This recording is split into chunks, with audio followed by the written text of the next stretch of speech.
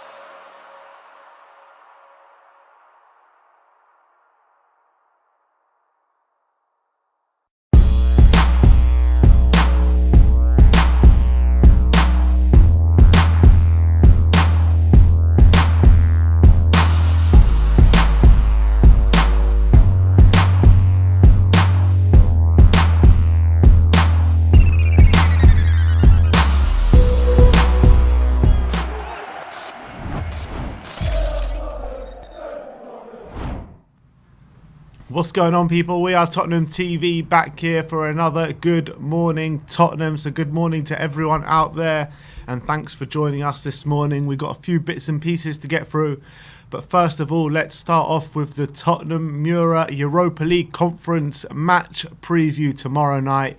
Exciting stuff happening tomorrow night at the Tottenham Hotspur Stadium. The mighty Mura, the Mura sexual fan club coming to London and coming to the Tottenham Hotspur Stadium tomorrow night, 8 o'clock kickoff under the lights at Tottenham. I mean, what sort of team are you even expecting tomorrow night? I mean, for me, we need to play as weak as possible, to be honest. Go weak, go real. This is the game. Like before, I was like saying against like Rennes and against Passos, I was like saying, look, as much as I want us to not put a weak side out, I do feel like there has to be some sort of quality to get through this game, because Passos are used to playing decent teams like Lisbon and Porto. They've done it before. Rennes, obviously, were in the French league, decent league. Like they're no pushovers. But this team, 5th in the Slovenian league right now. Come on. How does that compare to first in the Moldovan league? You know, because Sheriff went out and beat Real Madrid at the Bernabeu last night. Romanian, not Moldovan. Moldova? I saw the flag. I thought it was Romanian. Moldova. Oh, wow. Fair enough. But it was, I don't know. I guess you'd assume Slovenia better than Moldova, but they're 5th in the Slovenian league. Just we should be able to put our youth team and win this game. Honestly, we should be able to. But you know, Real Madrid played a full-strength team last night and lost at home to Sheriff. It's unbelievable. Mm-hmm. That's probably the biggest shock of all time ever in the Champions League. Biggest upset ever. Yeah, the Moldovan champions winning that game was incredible. But this team is 5th in the Slovenian league. They're not even top. Yeah, like there must be. At least the Moldovan champions, at least they won their league. You know what I mean? Yeah. But you know what I mean? But like 5th in the Slovenian league and 1st in Moldovan league, I mean, there probably can't be too much difference in quality. Who knows? But I would go weak. I would stay Starlet, Gil, Markande, all the young Noel John. You know what? I wouldn't start Gil. I want him to start in the Premier League this weekend. Yeah, but he's the kind of player I just think needs minutes. I still think he needs minutes. I would play players that haven't been playing well in the Premier League. You know, I'd stick Dele Alli in there. I would leave Tongi and Ndombele out probably. Defence, I would probably play a back two. Maybe even just stick Dyer and Sanchez back in there, and hopefully we'll play a Tanganga and Rodon or Rodon and Romero in the league. I mean, I would like to play these players that haven't been playing well in the league and just show them, you know, you need to get to grips with things, or otherwise you're not going to be playing in the league, and this will be where you'll be playing this season. Literally. Winks comes in. I agree with that. I think we have to make sure we don't play any players that are going to play against Villa. I really think that. And Scarlett 100% has to play for me in this game. I'd 100% play Dane Scarlett, because we need Son and Kane fresh for Sunday. We can't afford to be playing them any minutes today. I wouldn't even put them in the squad, honestly. We can't afford. If we can't beat Mura without Son and Kane, then we might as well give up, honestly, because we're not doing anything this season. Yeah, I mean, it's hard to get positive about Spurs at the moment. We're playing Mura in the bloody Conference It's League. not even just that; just everything surrounding the club at the moment is just it's a bit hard to take. But anyway, let's get into a bit of a match preview. How do we even assess this game? How do we even preview this game without knowing anything about Mura whatsoever? Great question. Just listen. I remember the times we used to play Anorthosis Famagusta or we never did match previews then. And it's whatever. I don't know anything about this team. All I know is I look at the Slovenian table and they're 5th. They're 5th in the Slovenian table. And when I say 5th, this is 5th out of 10 teams. 10 teams? 10 teams. Oh, really? They're literally half. There are 10 teams in there. They must have came second or something. Oh no, how many teams are there? Oh no, that's SNL2. 1 sec. SNL. I'm pretty sure it's 10 teams, it says here. Slovenian League. And this Mura, they're a dropout from the Europa League qualifiers. They lost to Sturm Graz in the Europa League qualifiers. They got battered, actually. Lost 3-1 at home. Lost 2-0 away in their first opening Conference League. 10 teams. In So that opening Conference League game, they lost at home 2-0 to Vitesse. How are there 10 teams in the league, yet the top 3 qualify for Europe? Should with 10 teams should be like the first qualify for They Europe. finished 5th last season. Last season they finished 4th. 4th? What's this? What league am I? What division am I looking at? No, that's 2 seasons ago. Why can't I see this season? Last season, I mean. Maybe it got called off because of COVID and stuff. This is why. 2021. Last season they finished top. They won it. Oh, they won the league. They won the league last season. So why? They're a chat. Yeah, it says So why would they not drop out from the Champions League then? So maybe they were, and maybe they had to qualify. They drop out to the qualifiers Europa. They dropped out. So of that. they were in the qualifiers of the Champions League. Let me just check this because I'm just looking at these fixtures. No, it says here it drops out for the Champions League to the Conference League. No, that's not true because they played Ludogorets in the Champions League qualifiers. They lost. Then they dropped into the Europa League qualifiers and they won a few rounds and then lost to Sturm Graz. And now they're in the Conference League. Right. No, I'm saying sorry, I didn't mean that. I meant in the Slovenian League, there are no Europa League spots. There's one, it says here, there's 1 Champions League spot and 2 Europa Conference League spots. Oh, okay. Which is strange. Anyway, so they won it last year with 63 points. Well, I guess that's only 10 teams, but... How many games did they draw and lose? They lost 7, they drew 12, and they won 17 out of 36. Not that impressive, really. Any other teams we know in there? I mean, Maribor. Maribor we played back in the day. Maribor. Good times, Jermaine I mean, Defoe. we're playing in their stadium, actually, when we play them away. We're playing the Maribor Stadium, Yeah, 'cause apparently their stadium's a bit too small. don't even have their own stadium. They've got their own stadium, just too small for the Conference League. Too small for the Conference League. Bloody hell! Is that one person there? Is it like a park? Honestly, this Conference League, man, does my head in. Anyway, look, we don't know anything about this team. All we know is that right now, they're not even. Right now, they're mid-table in the Slovenian league. Right now, 5th. They've won 4, drawn 4, and lost 3 of their opening 11 games, scoring 14 and conceding 16. So they currently have a goal difference of -2 in the Slovenian league. They have won their last 3 though, so they're on decent form. But either way, no matter what team you're playing, no matter what the quality they are, you still need to take these games in the right kind of mentalness, like in the right frame of mind. You need to take these games in the right frame of mind, in the right attitude in these games. Otherwise, you can get unstuck and you can get undone. True. Yeah, we saw that yesterday with Madrid. You couldn't. Shocks can happen, but it's still it's different. I would definitely go with a different approach to how I would go against Rennes or against Passos. I think we have to go with a team which is of players who are younger, maybe looking to impress and hopefully show their quality. And any of our youth players should be able to go on loan to the Slovenian league and have a good season. You know what I mean? There shouldn't be any youth player who should be going to say they went on loan to a team in the Slovenian league. They should be smashing out, and if they're not, then they're not good enough to play for Tottenham at this current moment. Yeah, but can you play a team of youth players against a team of first teamers in the Slovenian league and expect to come away with the points? Well, we have 5 subs, so yeah. I would.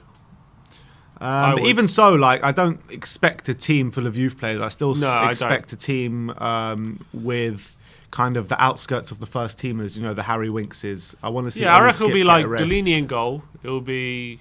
We'll do a predict lineup later, but I reckon Doherty plays. Session's out, isn't he? So Davis plays. Rodin plays. I don't want to see Romero, but I reckon he might play him just to give him more minutes. I want to see with Rodin with one of Dyer or Sanchez. That's what I want to see. Or maybe Dyer and Sanchez together and save Rodin and Romero for the league. Maybe that's what I would do. Because you know what? I just can't be bothered with Dyer, Sanchez and Dele Alli anymore. I really can't. Yeah, I think Wings has to come in. I think he probably plays I reckon Lo Celso might even play in this game, because he didn't play at all on Sunday. Yeah, I would give Lo Celso a run out in this one. I'll give Dele Alli a run out in this one. Then I'll play up front. I'll play Scarlett. I'll play maybe Jack Clark. And Marcande. And probably Hill as well, like that 4. Literally. I might even be tempted to play Dele Alli as a forward, like a second striker role in this one, with Dane Scarlett and Dele up front, with Marcande and Clark on the wings, maybe. If he loses on tomorrow, do you reckon there'll be any immediate ramifications for that? Not from the club. I think the fans will be laying into him big time. But I think I don't think the club will put this into account of when they're going to judge him. I think it's going to be very telling what happens on the weekend against Aston Villa. They're going to have, if we have a very negative result against Aston Villa this weekend, they've got 2 weeks to think about it with no football. Do you think? Yeah, true. And we'll see how it plays into Mura. But let's talk about Nuno now. Yeah. Do you think, though, there's obviously rumours of Nuno already having lost the dressing room? Yeah. I know it's coming from the Sun, so not the most reliable. But Do you reckon Charlie Kane's leaking it again? Potentially, but we've heard these things before, haven't we? Yeah. When it comes to Spurs managers and the players not being happy. We hear it every season. Every season we hear it from them. Oh, Pochettino works us too hard. Oh, Mourinho doesn't work us hard enough. Nuno, I don't like his man management style. These players are a bunch of whingers. Yeah. They're a bunch of losers, really, who just don't... These players don't do anything. They always complain when they see the first sign of trouble. That's all they do. Mm-hmm. They don't back themselves to get them out of trouble. They don't get fully invested in a project. They just when it's going well, everything's great. When it's going well, when we're winning games, and things are going well, they're happy as Larry. They'll work hard. But as soon as they hit a bump in the road, they start pointing the fingers. They start pointing fingers and looking for people to blame, and it pisses me off. It really annoys me how these players have been able to just all this time. Every time there's a bump in the road, they start blaming the manager. And they start hanging him out to dry. And the fact that we have the lowest running stat in the league, when we're supposed to be a high pressing team and we're supposed to be a team that works for each other, like we it's supposed to be a team that really worked on their fitness over the summer and over pre-season. Yeah, it's shocking. We're supposed to be one of the fittest teams in the league now, apparently. Yeah, shocking. And I just wonder, do you think Nuno's already lost the dressing room? And if that's the case, I mean, what does that mean? I mean, look, it's hard to say whether he's lost the dressing room or not, but that Arsenal game, the amount of work that was going on that football pitch was nothing above a disgrace. It was an absolute disgrace, the actual work that they were putting in. And what we're seeing coming out of the press, this is how it always ends. This is the beginning of the end, always. And Charlie Wyatt from The Sun says, Nuno Espirito Santo relationship with many of the Spurs first-team squad members is deteriorating, with many players finding him cold and unapproachable. I mean, what's that all about? He's only just come, for God's sake. What's that all about? 6 games in, and he's already cold and unapproachable. And the first-team squad members, and that his relationship with the first-team squad members is deteriorating. Let me guess, it's Dele and Winks coming out with these things. You know what I mean? It's always the players who aren't playing who come out with these stupid. Dele is playing. Well, maybe not Dele, but whatever. It's always these kind of players who come out with these stupid things about the manager. It's always the fringe players. It's the same under Mourinho, players who aren't being picked. It's probably the same now under Nuno. I mean, obviously I don't know, but cold and unapproachable. Obviously, do me a favour. Just do your job. Listen to him and see and try and turn things around. Don't just start pointing the finger already and start leaking things to the press that he's cold and unapproachable and that's why we're not doing well. Oh, just do one. Honestly, we've heard it all before. Well, I complained about this when I heard it under Mourinho. I was like, these players are just selling out the manager again, and now I'm hearing it under Nuno. And what am I supposed to think? Oh, it must be Nuno's fault. No, it's his players. But can we believe it too much coming from The Sun? You know what I mean? They're the only real people talking about it.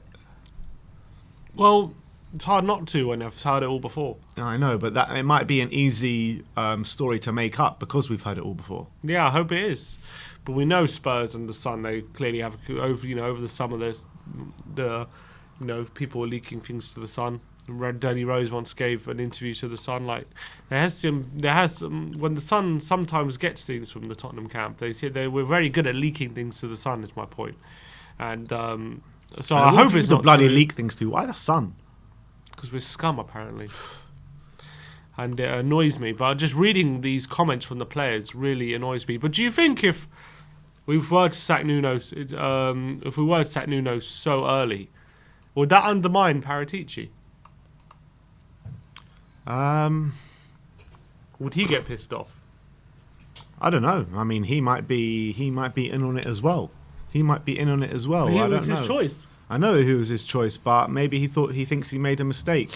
I don't know. You don't know what goes on behind the scenes. You don't know what Fabio Paratici is thinking. You don't know.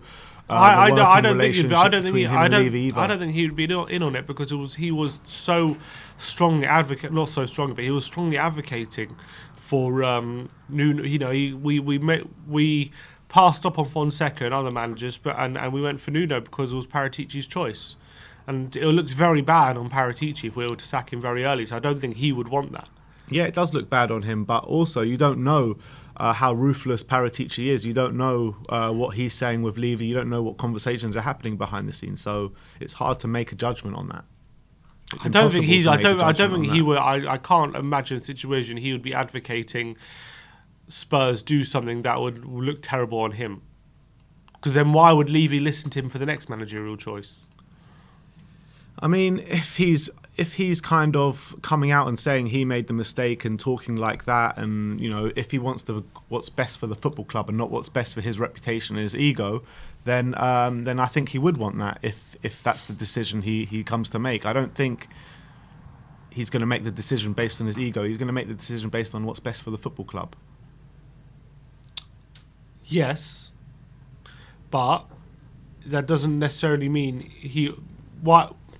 Yeah, but doesn't mean he's going to start advocating for a manager to leave after 4 of 6 games or 7 games. It depends. If this situation is happening and the players are clearly not going to work under Nuno, then what choice do we have? What choice do we have? I don't know. We're going to sack all the players? I mean, I wish we could, but we're not going to. And it's not possible, is it? So, I mean, sometimes you're just in a lose-lose situation. And that's what it seems like right now. It seems like none of the players want to work for any manager. The manager is making strange decisions anyway. And the recruitment at the club is completely all wrong anyway. So, I mean, where do we go? I don't know. It's a situation where which we've supposed to put themselves in with this whole thing. We've seen it before with these players, so there's nothing new. So I don't know where we go now. If it is, I don't know. Look, if it is true that these players are already giving up on Nuno, honestly, just play the youth. If that's the case, just do what not maybe the youth, but do what Poch did. Just say to any player who's not fully committed, you're out the squad. And that's it. Yeah. That's all I'll do. But by the time though, we'll have no players left. Don't fine. Then we field a team of youth players, and that's it. At least I'll try. That's what we got to do. You got to be ruthless. And even if it is Harry Kane, honestly, even if it is Harry Kane, you got to be ruthless. That's if that's the case. Yeah, I kind of agree with that. And we need to act now. Players. You got to play players who are willing to play under the manager if it's a managerial issue like that. That's what I think. Yeah, and I'd agree with you. I think Nuno's got to stop playing players who are. Nuno's got to stop playing players who, because the board is telling him to play, or he's putting pressure to play these players. He's got to do it because what's right for the team and what's right for how he wants to play. That's how he's got to do it now, and we don't want to see another performance like we saw on Sunday. We really don't. So Nuno's got to do what's best for him and the team. He's got to find players, even if they're not as good in quality, they'll be better as good. They'll be much better in how much fight they give to the team. Yeah, I completely agree with that. And it's hard not to. We've got a super chat here from Ribsy85, a member for 9 months. So big yourself up, Ribsy. And he says, chain up the £1 billion training facilities and train him in the park where the public can see him. Soft as custard, the lot of them. And that's absolutely spot on. Absolutely spot on.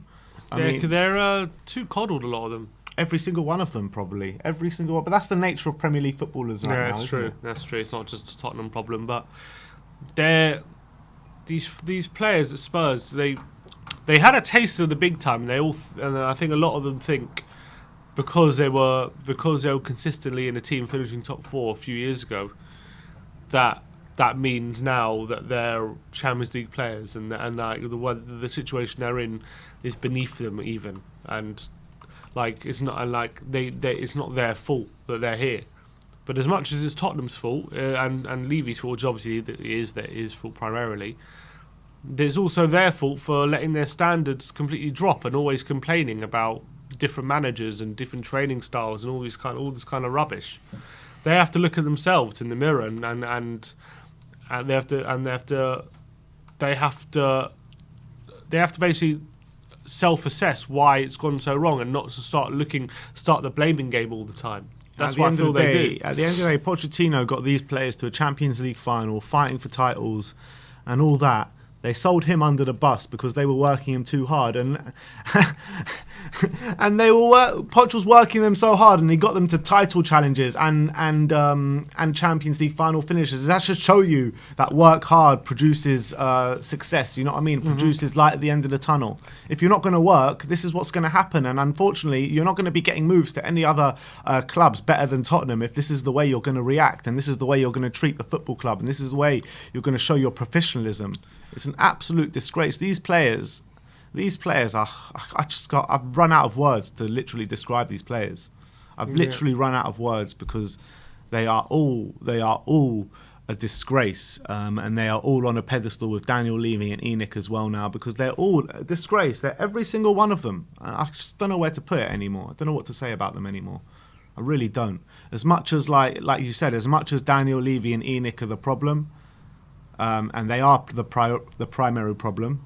The players are an absolute joke and don't deserve the professional status. They really don't. No, when they're going to put in effort like they did on Sunday, then there's only so much you can do. And I know this is why I feel bad for Nuno. As much as his tactical problems were his fault as well, it's like these players are already trying to sell him under the bus. Mm-hmm. And a few people here in the comments saying Jose Mourinho was spot on about everything he said. And not only was he spot on about everything he said at Tottenham, but he was spot on about everything he said at Manchester United as well. The guy knows his football, right? The guy is just, I think his man management skills might be a tiny bit outdated, but I think his footballing brain is still clearly there. You know what? Tough love is clearly what these players bloody need, I tell you that. Well, they reject tough love. Well, they reject everything. Yeah. So you might as well give them tough love. Yeah. Because at least maybe in the future they can learn something. Maybe they'll think back on that and think, he was right in the sense, even though he didn't tell me in the nicest way. He was spot on. Absolutely spot on, Jose Mourinho. Everything he was saying. Same players, different manager, nothing truer. Mm-hmm. Literally nothing truer. And there's another manager who, in my opinion, we were probably better off sticking with and backing rather than starting again. That's what I said at the time. We're probably better off because now we're in a situation we've got a new manager. They're rejecting him now. So what are we going to do? We're going to attack him and go for another manager. You're right. At least with Mourinho, what we needed to improve in his system and what could be done. Now we don't know anything, man. Yeah, now we don't know anything. Up in the end. And now Kane doesn't want to play for him. You're absolutely right, man. We should have kept Jose. There was no point in sacking him. I'm not saying Jose did a great job. I'm just saying compared to what we have now, I'd much rather have Jose back, honestly. You know what? Honestly. Jose was probably getting paid 3 times as much as Nuno is right now. And Daniel Levy's like, we're doing bad under Nuno, we're doing bad under Jose. What's the difference? We're just spending less money now. Exactly. And also the cup final thing and everything. Honestly. Should have been better off keeping Mourinho. Yeah, but anyway, that's our kind of take on the Spurs squad right now, and the rumours coming out of the Spurs squad of them really not doing it for Nuno at all. But we've got some guests in the back. Let's start bringing them on, and let's start off with Phil. How's it going, Phil? Yeah, another shocking week, isn't it? Yeah, another shocking week, but I don't know. I don't know what to say anymore, Phil. I really don't. No, not normally. It's like, come on to talk, and I'm like, I don't really know what I want to talk. It's the same pattern, isn't it? Yeah, Crap performance Sunday, Nuno at risk Monday. All the Tottenham players are downing tools on Tuesday. Well, actually, it looked like they downed tools on Sunday, but well, yeah. It looks like we've down tools pretty much all season so far. But what's your opinion on this whole? Apparently, the Spurs squad also going to throw Nuno under the bus now with these rumours from the Sun. Do you reckon there's any truth to it? I think you covered a little bit this morning. I think you play it almost feels, and again we don't know, but the players looking in on the outskirts of the side, so like your wings or your rallies or all these people that used to be like heroes are suddenly dropping down the line, and it's almost like, oh, I'm better than this. You can't have, same with the Tanguy situation, you can't have 4 managers that are suddenly wrong. Because realistically, we were given a chance to sign Poch today, you bite your hand off all day long. But he must be looking now, going, I'm never going back there. Not while that current crop of players are there. So I think we got to start doing what he did. I think he got to a point where he just went, right, enough with the old lot. If you don't want to play, don't play, fine. And I'm really hoping Nuno makes a stance. Tomorrow should be an easy enough game, he says, hopefully, but by the time you get to Villa, you'd be better off. I'd rather lose to Villa but have all the players trying than play your current first 11 and scrape a win or scrape whatever it's going to be. Yeah, I think you're spot on there, and I think Poch will be looking back at it and being like, "Oh, look, I told you so." Jose Mourinho will also be looking back at it and going, "Look, I told you so." What is the way forward for this football club? Well, I keep looking at the more when Paratici or whatever, however you pronounce it, when he signed up, he was supposed to be not just the director of football, which was like the buying and selling of players. He was supposed to be almost like a general manager of the team. So he was supposed to be on match day. He was supposed to be doing the interviews and talking about the plans and stuff. But I just think with this current crop, we're going nowhere. So you've got to look and go, right, you look at your under 23 team, look at the players coming through. Yeah, they're probably not ready, but the only way they're going to get ready is to blood them. And I just think, your Conference League is not enough. I think we should just give them a go in the Premier League and just show some of these other guys, exactly what it means to play for our club. Because they don't look like they give a monkeys anymore. No, they don't. Yeah. No. And what do you think about Nuno's position right now and how tenable it is if the players do down tool? And look, we don't know if it's true or not, but if it is true, we've heard it before with these players and different managers, and if it is true that they're not happy with him, like where does that leave Nuno? And if we were to sack Nuno right so early in the season, like, what does that say for like Paratici or obviously we know about the hierarchy, but is it undermining Paratici's choice of manager? I suppose with Nuno, if you look, he's never looked particularly happy at his press conferences, and I think if you look at his interview afterwards on Sunday, he took the whole of the blame for that, and there is no way that was all down to him. Maybe the tactics obviously didn't help, but I think he's just got a. I don't know with him whether he's told, from up above, Kane plays, Dele Alli plays, they're valuable assets to our club, blah, blah, blah. But I just think he should just go, I want somebody who wants to play for the club. These are my tactics. This is what we're going to do, and we work on it, and we just go from there. Because if you pander to these people, there's only 11 of them that can play, so you've already got half the squad that are already going to be whinging. It's like, oh, it's not fair, I didn't get my go and stuff. Well, football's surely about earning it. You've got your contracts. It doesn't matter whether you play or not. You're getting paid. Yeah. So go and earn your money. Do what you got to do and make us proud again. But it's been a long time since that's happened, isn't it? It really has. I mean, you looking forward to this game at all tomorrow? You expecting a lot of academy players to play, or you think it's going to be the first team squad out there? Do you know what? I would almost want to see they put what we would deem as the first 11 out there tomorrow, so that all the youth players can come in Sunday. But I think he should try your youth, see what happens, see what the merits are. All the people that have been on the fringe squad that we're all sort of talking about, your Dane Scarlets and everything. It's like, just give them a run. I didn't realise where they were in their league, but I think you were saying this morning they're 5th in their league. So yeah, ultimately they're in the same position as us because we're halfway down. But you would think, I know, scary. Our quality should, even with our youth team, should outweigh that. But I just think the passion that they would show, if you suddenly sat there today and went, right, Dane, you're starting tomorrow night, you think what he's going to be like. I watched Sunday's game. That was awful. I'm not going in that. I'm not playing like that. I will. Same as like your Hills and stuff. It's just, there's just so much to do there. Really is. Let's give us a score prediction before you go, Phil. Again, I think no matter what team, I think 4-0 tomorrow. I hope you're right. I hope you're right. But Real Madrid did lose to Moldovan Sheriff last night. I know. I saw the result come up. I watched the PSG game last night, and it was like, but you see that result come up, and you're like, really?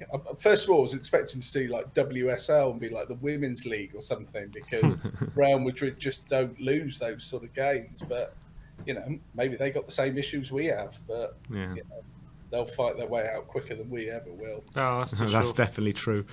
Phil, thanks a lot for coming on, my friend, and we'll speak to you soon. Catch up with you soon. Take care, guys. Cheers, mate. Got a super chat here from Howard saying, getting battered by other teams' fans at 75. Yeah, so it's going to be cheaper than that, but I'm not sure what. It was like 50 or something, I think it is. Yeah, I mean, I'll definitely 1,000,000,000% confirm with you today, Ben. If I can come, I don't get money in from Canada till Monday, so we're live. Okay. So where were we, Brian? We were saying that it must. First of all, it's just another day in paradise as a Spurs fan, and B, that Tanguy Ndombele quote has to be a very, very early April Fool's. Athleticism. April Fool's in September. Unbelievable. Yeah, well, only at Spurs. Spurs seems to be like a constant April Fool's joke all year round, doesn't it? It really does, unfortunately. And I mean, I was listening to you guys, and again, the players are a disgrace. We've got players that don't want to play, a manager that's falling out with everyone, and we won't go any further up because we know the mess there. But can we really blame the manager for falling out with everyone when it happens under every single manager? Exactly. This is the thing. People are saying Nuno out because obviously it's a lot easier to get rid of one manager than it is to get rid of a team. But this has happened, like we said. I mean, the alarming stat that like none of the summer signings played, and 9 of those players played under Poch, and we know what these guys have done for 3 managers, if you want to include Mason as well. It's the players, and like I don't know which one of you two said, but listen, they just need to say, listen, if you're not committed, just get out, or just go train with the other 23s. This is Tottenham Hotspur. Forget that we love this club and we think it's the greatest club in the world. This is one of the biggest names in world football. In name-wise and in history-wise, and this is what the players are doing. Can you imagine if we had this attitude in our jobs? What's the first thing we do? Out we go. Yeah. But they have the luxury of having the job where they get paid an absolute fortune for doing what they love, and they treat the club, the manager, and most importantly us like this, and they want our backing. Yeah, it's a disgrace. It's an absolute disgrace. Mate, we are as a club, we are rotten. We are terminal, if we want to use a word, because it keeps happening and keeps happening. And we've got players now that it's clear they just don't want to be there. Just get rid of them. Just get rid of or put them in the other. I don't care what. I said, do you remember I went quite mad after the Chelsea game? Well, you both know how I was feeling about Harry Kane. Then I did with the watch along with John Cooper. and he put in a bit of a performance. And I kept saying I want Dane Scarlett to start. What worse? He can't do any worse. He physically, it's impossible to do any worse. Yeah, but in terms of like players complaining like about managers, that's not usually Kane, is it? That's usually Kane was the one who played very well under Jose, but other players usually complain, and I have a feeling it's these same players who complained about Poch being working too hard and complained about Mourinho not working hard enough, and now they complain about Nuno saying he's too distant or something, some rubbish, some excuse to try and cold and unapproachable. Yeah, like come on, for God's sake, your job is to get on the training pitch and listen to the manager. And it's only been in 6 games. You're already complaining about his style of management. It's like it's just pathetic, isn't it? Do you know what I say, Simeon? What I said to this, I said this at the beginning of the season. For me, it wasn't about the amount of people we bring in. It's about the amount of people we get out. Because we need to get this Deadwood out. Because any new players that come in and these players are here, they're just going to get their claws into these players, and we're going to go through the same thing. And whether you like Lamela or not, you can guarantee he wasn't. We may have called him Deadwood and wanted him out, which I didn't, but you know for a fact he wasn't one of the ones mouthing off. You know for a fact his commitment, his dedication, his passion. He loved this football club. Exactly. He wasn't one of the. We've got players out which are great, but I think we've got the wrong players out. I really do, because these people are still digging their Aurier and Sissoko, but it looks like this is bigger than what we thought. And obviously, I think Dele's one of them for sure. But it looks like we've got the wrong players out, because these players are still getting their claws into people at the club. Yeah. And now it's reflecting on the pitch. So where do we go from here, Brian? Where do we go? Is he going to cost Nuno his job? No, listen, I'm trying to fade away from this guy, but the writing's on the wall for any manager that comes in. They're going to have to deal with these. Look, we just don't get players out. We do not get players out at all. And this disease or what infection that we have, for want of a better word, it just keeps spreading while these players are here. So if these players are still here and they're bitching about Mourinho, they're bitching about Ryan, they're bitching about, most importantly, Poch, and they're still there. With Poch, we were getting into top 4s and title races and semi-finals and Champions League finals, and they still find a reason to bitch. So what are they going to do now when we're 11th and in the Conference League? Yeah. But is there something to be said, like when we were at that level, our Kyle Walker right back, never really replaced him. Danny Rose at left back, never really replaced him. Jan and Toby in their prime, never seen anyone as good as them at Tottenham since. I mean, Moussa Dembele in the middle, Victor Wanyama in the middle. All these players pretty much not replaced. Christian Eriksen as well. I mean, the quality as well is just not there. And when the players that were there then, they look around them now. I mean, it's a shadow of the formal squad, isn't it?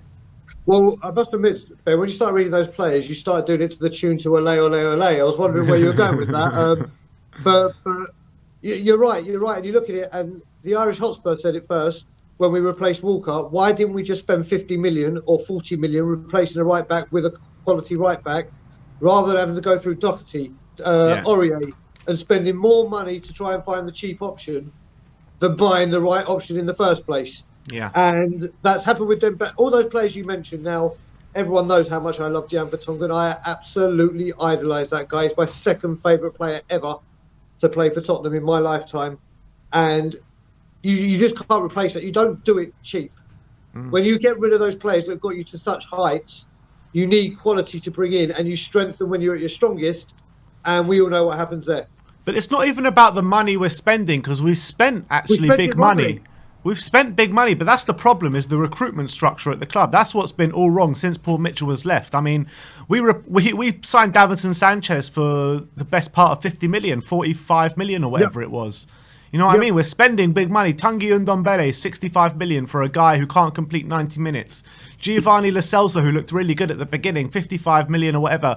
All these big signings we've done in the Levy tenure have all been flops pretty much, every single one of them. Well, if we'd got a Skriniar in last season, and I'm just playing this game here, and then we'd signed a Romero this season, that defence is sorted. That defence is done, rather than going through all these different, let's try this combination, let's try that combination. I forget the guy, even if we want to go cheaper, there's a guy that Godfrey at Everton. who was easily gettable at a good price, and of course we were linked with him because we're linked with every player under the sun. Go buy him. Go buy him. Look what he's doing. He's been Everton players, fans rave about him.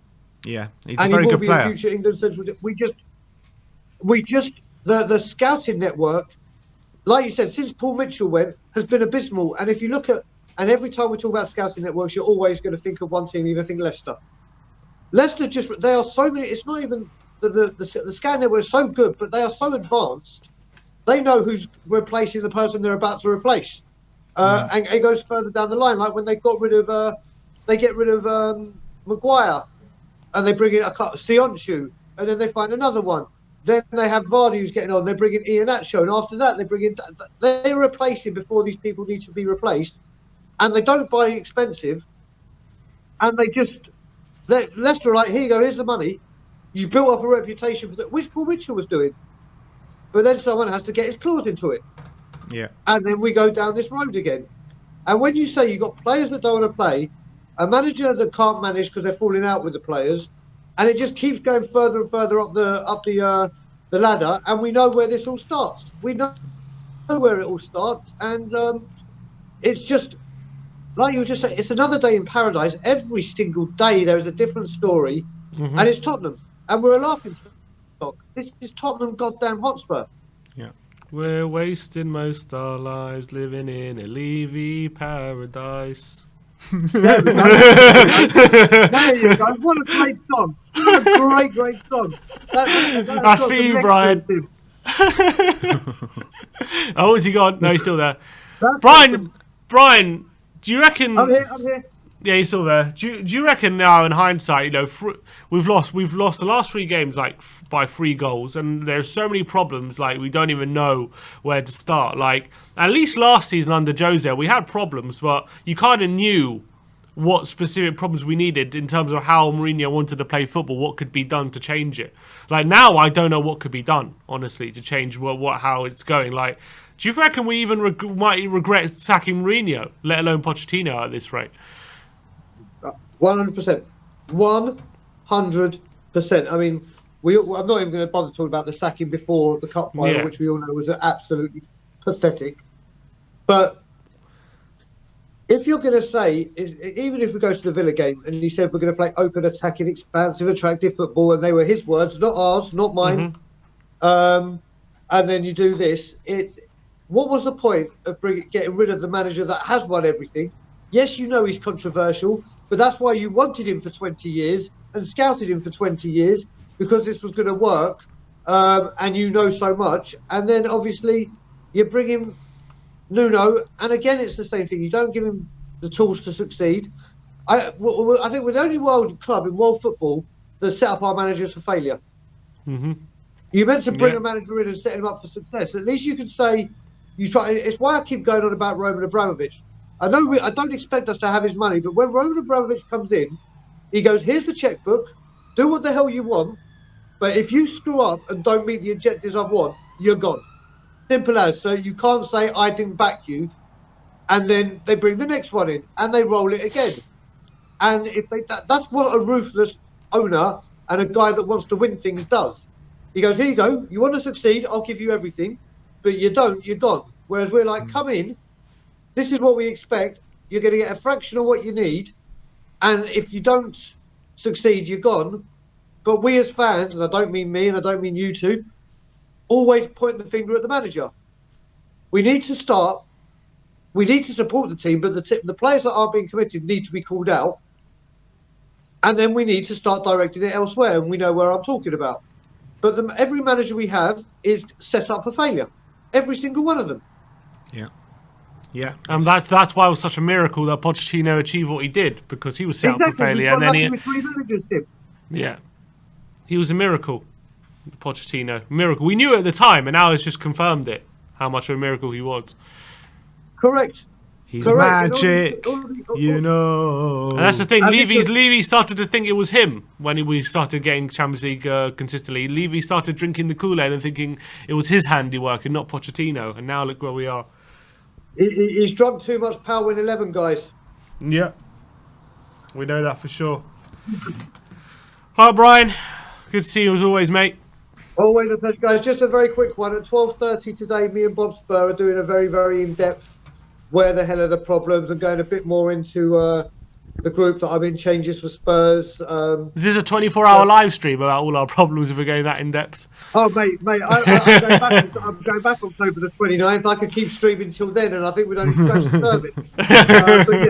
But yeah, we're doing it on Bob Spur's channel at 12:30, where we're going really, really in depth. And obviously, everyone subscribed to your great channel, Bob Spur. And then obviously, I'm trying to grow Tottenham on tour, where we're going to be doing a lot of Levy updates. Once I get hold of Brian Island, we can arrange some times. But everyone keep loving and smashing these boys. Get them up to 100k, because if anyone deserves that number, it's these boys. You should give an update every time Levy's gone to the supermarket and gone for like the Tesco club card price instead of the actual price. It's not a bad idea, Simeon. But yeah, Levy guys, doesn't have a great skimp out day. on himself, he just skimps out on others. Ben, I'll give you a call later on and confirm with you, okay? Sweet, brother. All right, guys. See you later on. And as always, Levy out. Damn Nice right. one, Brian. Damn right. Good to see you, mate. All right, that was the great Brian Daigle. Let's bring on Mr. Brains McLeod. Brains. What's up? Yes, Brains. We need some laughter on this stream today. Come on, give it to us, man. I was just gonna say, I was really enjoying that tune your DJ was scratching up. Battered by other teams' fans. Battered by what the fuck is going on here? We know already. But Brains, what do you say to these players, man? Because it's just becoming beyond a joke now. It really is. There's rumours coming out now saying that they're not getting on with Nuno now. They don't believe in what he's trying to do. So where do we go from here? You know what it's like? It's like and I always try to do this thing, and it's a good idea for a kind of like stream or for like a kind of a piece of content, is having like a weekly thing where you actually go into the mind of a player who's having a bit of a whinge. And you go in with us, you'd have to go into the mind of the whole team. So like, I kind of like try to do that. And it's like, what is the actual problem? Like, think about, they are all still humans, right? So it doesn't actually matter how much money you give a human. It doesn't matter what you give them, what facilities you give them. They're still a human. They're still gonna, after a while of getting those luxuries, they're gonna start moaning about things. Well, it's like, well, we got this with this guy, or we had it with this, and we don't get it now. Like, so if you imagine it like a school, if you go into like a rich kid's school, like a proper rich kid's school, they're not all well-behaved, nice little chummies. They're mental. They're like crazy. They're all spoiled brats. And so it's kind of, so if you go at every kid, if you've got, say if you go to like a bad school and or a boarding school and you've got teachers who are beating the students, like they're not going to then go and do their work right. They're going to be messed up kids. And that's kind of what we've got at Spurs. You've got Dr. Evil and his fucking mini-me Paratici, like running the club into the ground. They can see, like, if you're a player, right, and you're in this team, and you're getting like a manager in who you just don't think. And by the way, I'm playing devil's advocate to some point here, but you just don't get, like, you're like, we know how we play. We know how the best times we've ever played. We know the systems, right? Like, why are we not playing these systems? Why do we have players playing out of position? And then they start building all these excuses as to go, what is this guy doing? He doesn't know what he's doing. And then that kind of builds and builds. And then eventually you've got so many players in the team who just believe he doesn't know what they're doing. The fans are kind of saying he doesn't know what they're doing. It becomes very hard for someone like Nuno to fit into that nightmare. It's like, I've kind of like inherited this shit show. Now I've got to like go to players and put my arm around them. I've got to sort out all these fires. It's not fair on me. So you got Nuno going, it's not fair on me. You got the players going, well, we played a certain system. We don't play that system. It's not fair on us. You got Dele going, it's not fair on me. I'm not a defender. Why am I playing in the back? You go through the team and you got all these players. You got Winks going, I'm not even in the team. It's not fair on me. So there's all this kind of, it's not fair on me psychology going on. I think that's something you can see. Even on the touchline, you see Nuno, every time something goes bad, you see him kind of like rolling the eyes, shaking the head. It's like, but this is the situation we're in. There's no real way of solving that. The players do have power. They can just kind of go, fuck this guy, and it's like, and you're not going to kick the whole team out. So they're going to get their way eventually. You know, and that's the kind of horrifying thing here is they can get their way. Unless somehow Nuno does what Poch did when the players were playing up under him. He just said, look, all right, I've given it till November. No more Adebayor, no more Soldado, no more Eunice Couple, no more Aaron Lennon. I'm not playing you anymore. And we're just going to play players. I don't care if it's Ryan Mason or Nabil Bentaleb. I'm just going to play players who actually want to play. And that's maybe he's got to do that. But can he do that? Does he have the luxury to do that? Like maybe Poch did. I think in a way he kind of came in with a bit of that mentality. And I think that might have been a bit of the wrong foot to come in. I didn't really like the way he was kind of... Yeah, we know that Ndombele has got an issue. We know that he's a bit of a snowflake. Needs kind of a cuddle every now and then. Or needs kind of... I don't know what he needs. I don't have... Oh, was he gone? He's frozen. The stream's fine. Stream's fine. All right, Brett. We'll try getting back. I think he just froze for a sec. All right, we'll try and get Brains back. He was making some good points. That's a shame. Is there anyone else for the meantime? No. All right, so let's just wait. Bob Spur TV said, didn't Mason do that in terms of just cut players out? We did it with Ndombele. I can't remember too many other players he did it with. Ryan Mason. Daniel Field says put him in a microwave. I don't know who that means. He just frozen. Brains. Oh. So we have to wait till he comes back. Hopefully he can hear us. Hopefully he can reconnect. Yeah, Brains says, is it frozen? It is frozen, Brains. Maybe just try and join the stream again. We'll get you back on. Is there anyone else waiting? Who was our last caller of the day? So what was he saying? I just popped out for a sec. We're talking about... here he is. He's back. All right, let's get him back on. How you doing, mate? Yeah, how's it going? I basically went on a long rant there and just I was like, yeah, none of that went through. That's such a shame. No, so we're talking about what Nuno can do to change the situation. Can he do does he have the luxury of doing what Pochettino did when he ousted a lot of the first team players and just put players from the youth or whatever who really wanted to be part of the team? And then Brains was going into that. So, go on, what were you going to say, Brains? I think it's really tough. I was just saying that I didn't really agree with kind of like, his stance of kind of coming in and kind of saying, look, I'm not, Ndombele is not playing. I'm not going to, because eventually what's happened is he is playing now. Now he's kind of catching up, so it's kind of, that tactic didn't really work. Obviously, maybe Ndombele realizes like, shit, I really have to kind of like just put a smile on and work my way through here. But I just kind of think like the man management thing is a little bit tough. I'm not sure he does have it. Like, and when you're coming into like a situation where it is a bit kind of, it's a bit poisonous, I think you kind of do have to win players over. Like, we do have one of the best players up front. Like, it's not going to get better putting a Scarlett up there. It's not going to get better dropping a Kane. Like, Harry Kane is not getting the ball and getting in front of goal and then missing a clear chance because he doesn't want to score. Do you know what I mean? It's like he's not going, I don't want to score here. But there is a huge problem there, and there is tactical errors that Nuno's making. Like the ship at Arsenal, I don't know how you can blame fully the players on that. Like, there's no way that you put long balls over the top and you have two midfield players and right up in line with the strikers if they've not been told to do that, and if they're just kind of going against his strategy and they're doing that, then it's kind of like that's mental on their part because it's only two players. It's not like the whole team are doing it. It's like it's Ndombele and Dele. So yeah, easy to drop one of them two. Just drop both of them and bring Lo Celso in. Problem solved. So I definitely and obviously Dyer and Sanchez doing that. Why would they have just been constantly doing it? Like, so I do think the strategy. I think Caro was right on that. I think he got that so wrong, and then he had a mental block. He his ideas when he's in trouble are more blocked than Sim's nose was the other day. I had to get block in there somehow. Brilliant. But yeah, it's hard to watch. You know, there's a petrol crisis in the country right now. Yes, I know. I need petrol.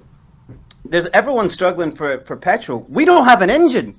You could give this team all the petrol in the world. It doesn't matter. They got no gas tank. So there's also like the kind of the training regiment. He's not getting enough time to train them and stuff. But I just think it's a case of look how many potential excuses there are. Look how many problems there are, and I just get the feeling like that we don't have the squad. Who can we really compete with? We scraped by Watford. A team like Brentford will leave us, every player, limping from the stadium. Not because of injuries, because they got fucking humped so badly. There's just cum leaking from every orifice of every player. That Brentford team will annihilate Spurs. There's teams all through the league will absolutely annihilate Spurs right now. And it doesn't help that we don't have those systems that used to work. We don't have players really playing in best case scenario positions for them. So I can't really, I can see teams and strategies, and it would be interesting to discuss that at depth. But there is strategies and lineups of a team that can work that Nuno, I think, just can't see, and I don't know why. Maybe he's just time, you know. Brain says there was an article from the Telegraph yesterday or a couple of days ago talking about how that it's not just the playing staff who are unhappy at the moment, it's also the non-playing staff who felt like they've got a raw deal from Tottenham, from the hierarchy, after the whole furlough situation a year ago, when they were told they were going to have their wages cut, to a number of long-serving staff like Simon Barber, who rest in peace, and Simon Felstein, and Emma Taylor. A few of these people have been at the club for over a decade, being moved on from Tottenham as of late. And this paragraph from the Telegraph says Tottenham now have a situation where the undercurrent of a bad feeling over the treatment of certain employees means some staff prefer not to talk to each other, and the players are not so cut off from the situation that they do not pick up from they're not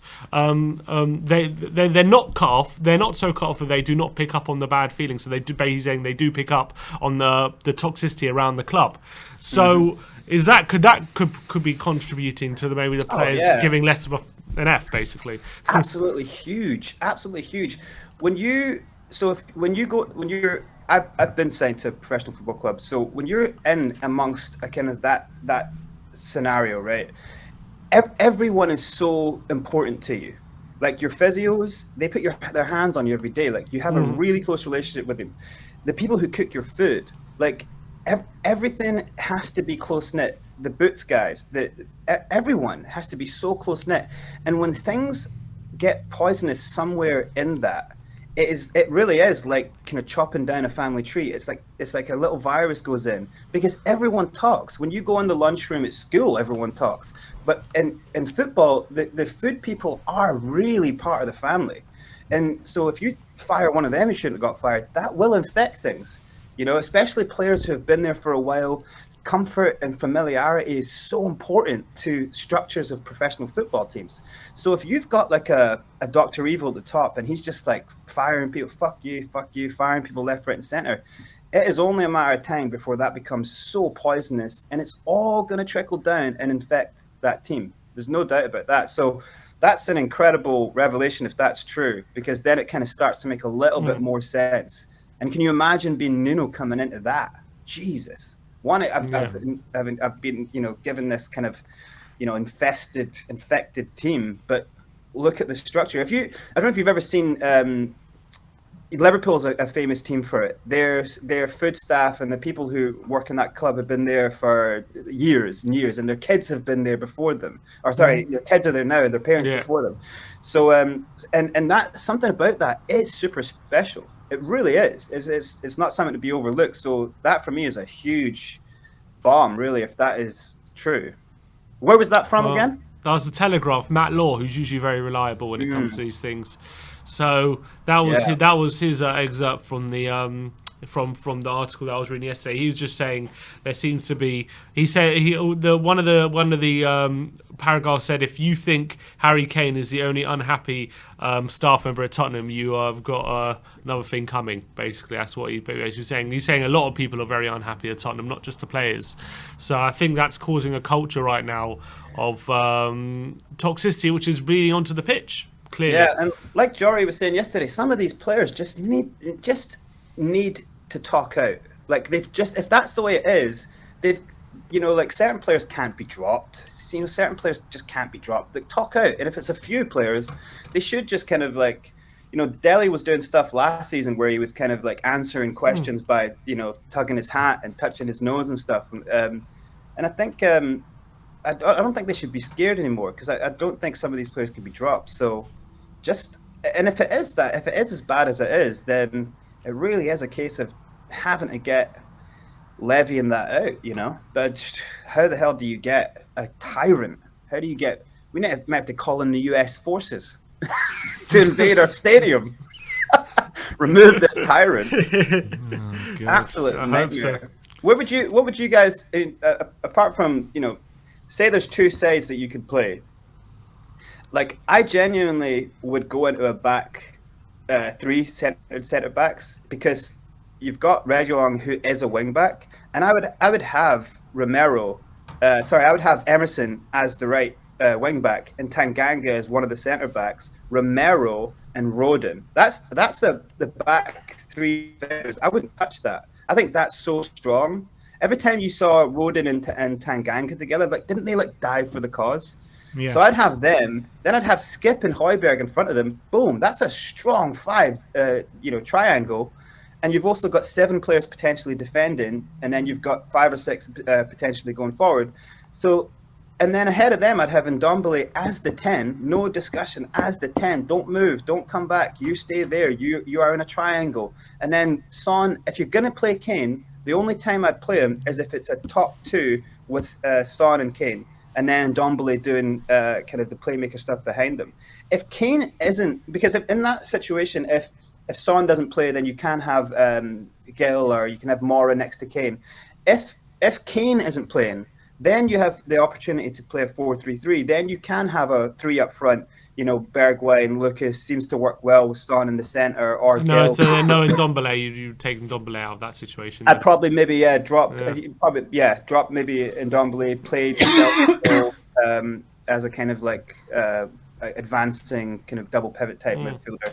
But I think those situations there, if that didn't work, having a super strong defense and then kind of a really, really strong midfield, if that didn't work to stop some of the problems we've got, then it really is a case of there's nothing that can be done here. And how bad is that to get to 7 games in, 6 games in, going, there's nothing that can be done here. Throwing on already done. Throwing on the kids is not going to help. It really isn't. It's if the best striker, one of the best strikers in Europe, can't get goals, you're just throwing Scarlett to the lions. He's just going to get eaten up.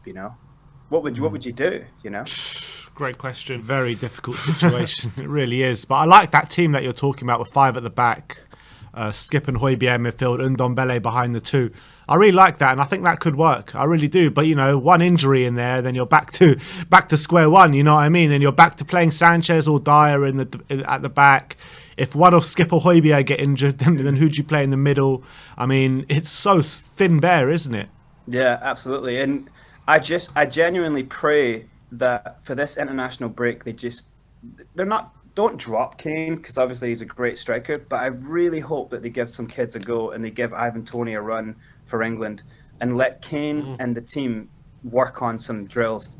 2 weeks, give Nuno 2 weeks to kind of actually strategize an attacking form of play. That would be amazing, because he genuinely hasn't really had it since pre-season training with the front 3.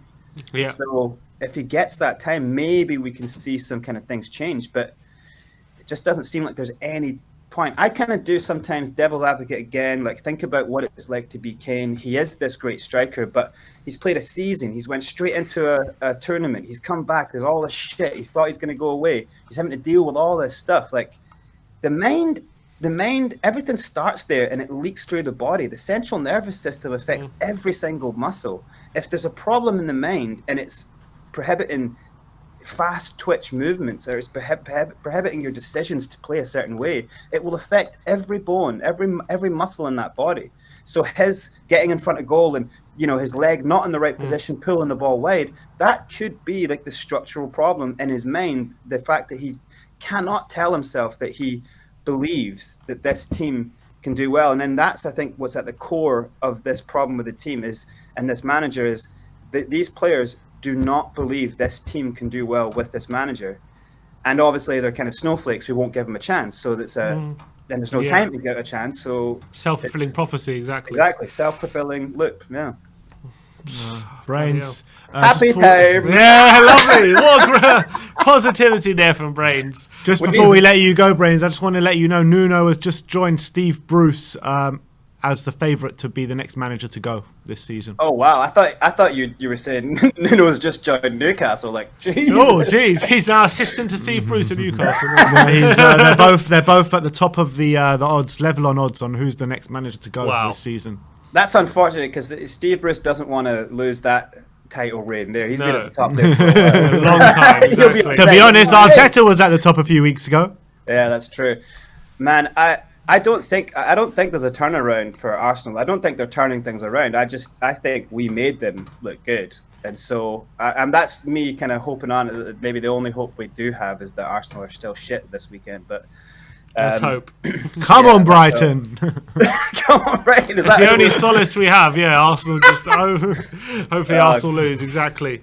Yeah, but God, I've given up my first team. I have to go just follow my second exactly. team. Graham Potter's Blue Army. Yeah, absolutely. It would be good to see if a team like that do decent this season anyway. And then hopefully maybe we can sell all our players and get Potter in. Well, at least maybe in we January. At least maybe we can beat the 5th best team in Slovenia tomorrow. Maybe that can give us some. Hey, Real Madrid got humped by Moldovan leaders, so I don't know. I think times have changed in world football. I don't think You reckon? Yeah, I think things are evening out around the world. I wouldn't be surprised if it's a cagey game Tomorrow. Absolutely cagey game tomorrow. Yeah, I agree with that. I agree. But Brains, always a pleasure, mate. Always a pleasure, guys. And we'll see you next time. Nice to see you, Brains. Peace out. As always. That was Brains, the great Brains as always. Bijou Texeria with a super chat saying, in the defence, that's a shambles. Dyer and Sanchez are finished. New signings playing crap. Reguilon is now bad. Let's go to the Joricle. Jory, how's it going, my friend? Oh, You're he's on muted. mute. You're on mute. You're muted. Yeah, it's going good, guys. Another day in paradise, like you said. Exactly. Another day in paradise. I mean, there's just new things every day. I mean, now the players apparently throwing Nuno under the bus now. I mean, where do we go with these lot? Where do we go? Like, what do we do now? Yeah. So I don't know, Ben, but I think I think there's. For me, at least, just to start off with, I think it's more than a Winks and a Dele complaining. I don't think it would get this kind of play right now if Kane wasn't in there somewhere. And I can understand that as well, especially in the light if we now look at the greater picture of the club, like you were saying, like the staff is unhappy and so on. This I completely agree with the Brains there. Like, this will have a big effect, especially like when it's a cozy club like Tottenham is.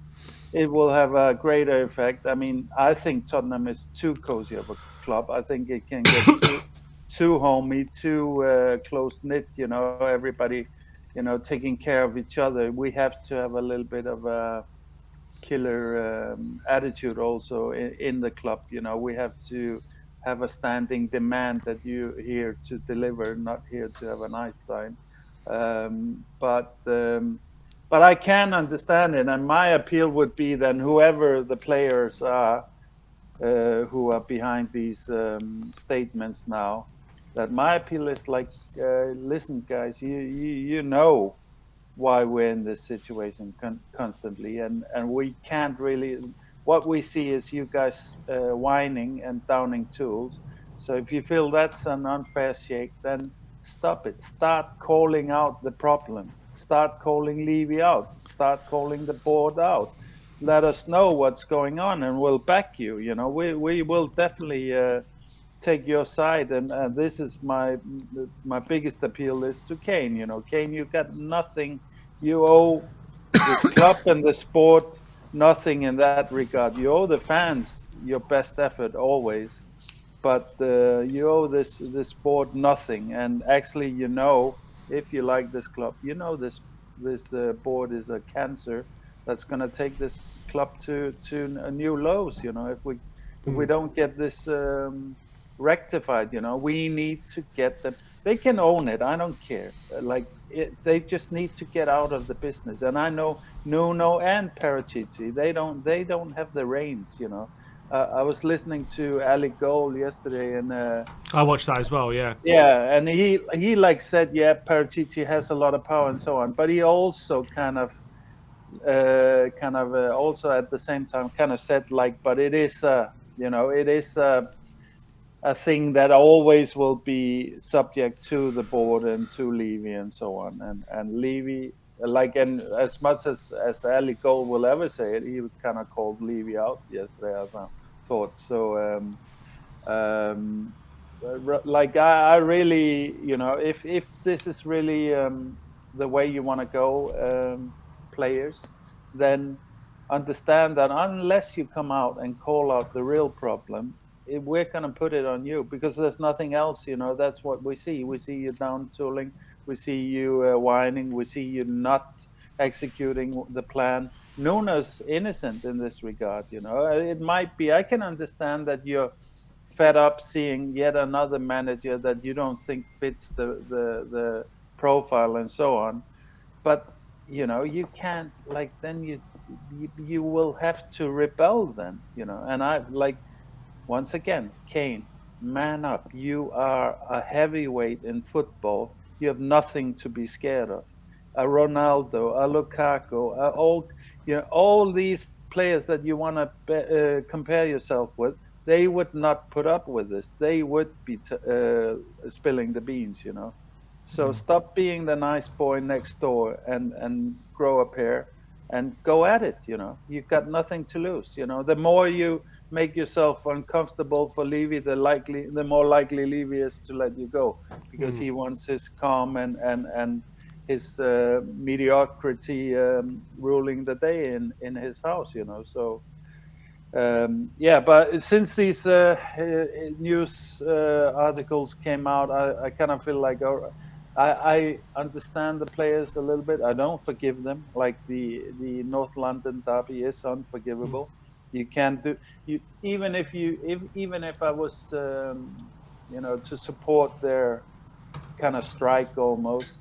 You don't do it on the North London derby. You do it every other game maybe, but not that game. But Jory, like, Nuno's only been here for 6-7 games. Yeah, it's ridiculous. It's ridiculous. It's complete ridiculous. I mean, Yeah. I'm sorry. Like, yes, fine. Like, you can say you feel for the players and whatever like that, but the players cannot be so weak-minded to give up after 5 or 6 games. It's ridiculous. I agree, and I think, like, if they're showing their colleague, like the people at the club, and just showing the good people in Tottenham solidarity. Well, you can't do it by down tooling. You can't do it by not showing up. You have to do it by calling Levy out, calling the board out. You have to be vocal, and you have to put in your effort still in the games. You can't throw Nuno under the bus. You can't throw Paratici under the bus.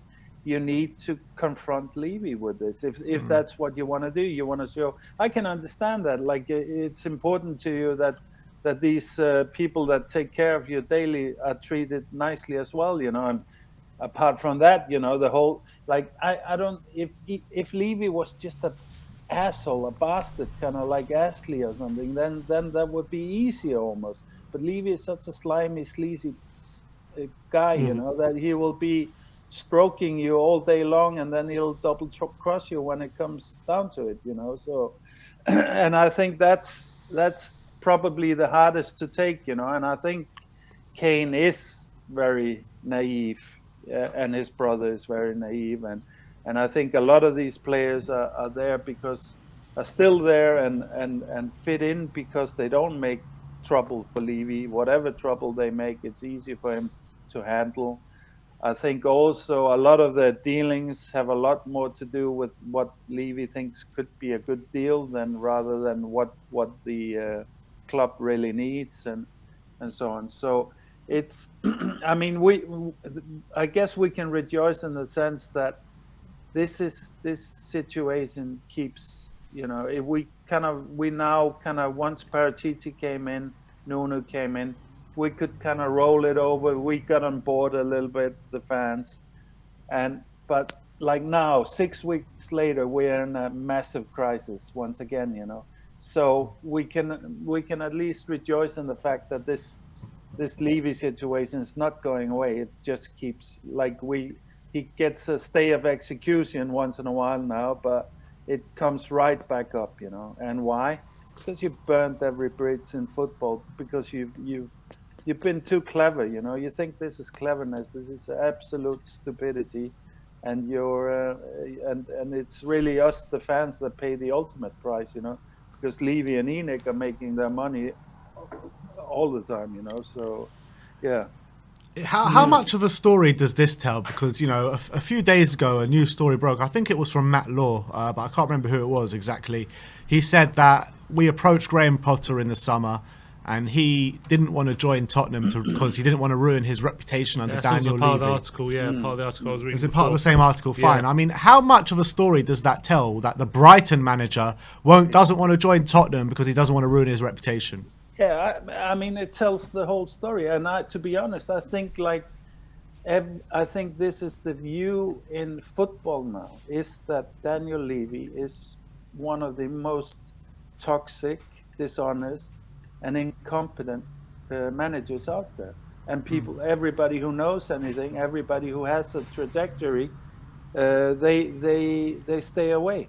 I'm sure that Nagelsmann would have loved the opportunity. Like, Tottenham is one of the greatest brands in world football. It's one of the greatest histories around, you know. So there's nothing wrong with Tottenham per se, except for this situation that we're in now. But I exactly think that everybody that has half a brain in football is staying away now, be it players or managers.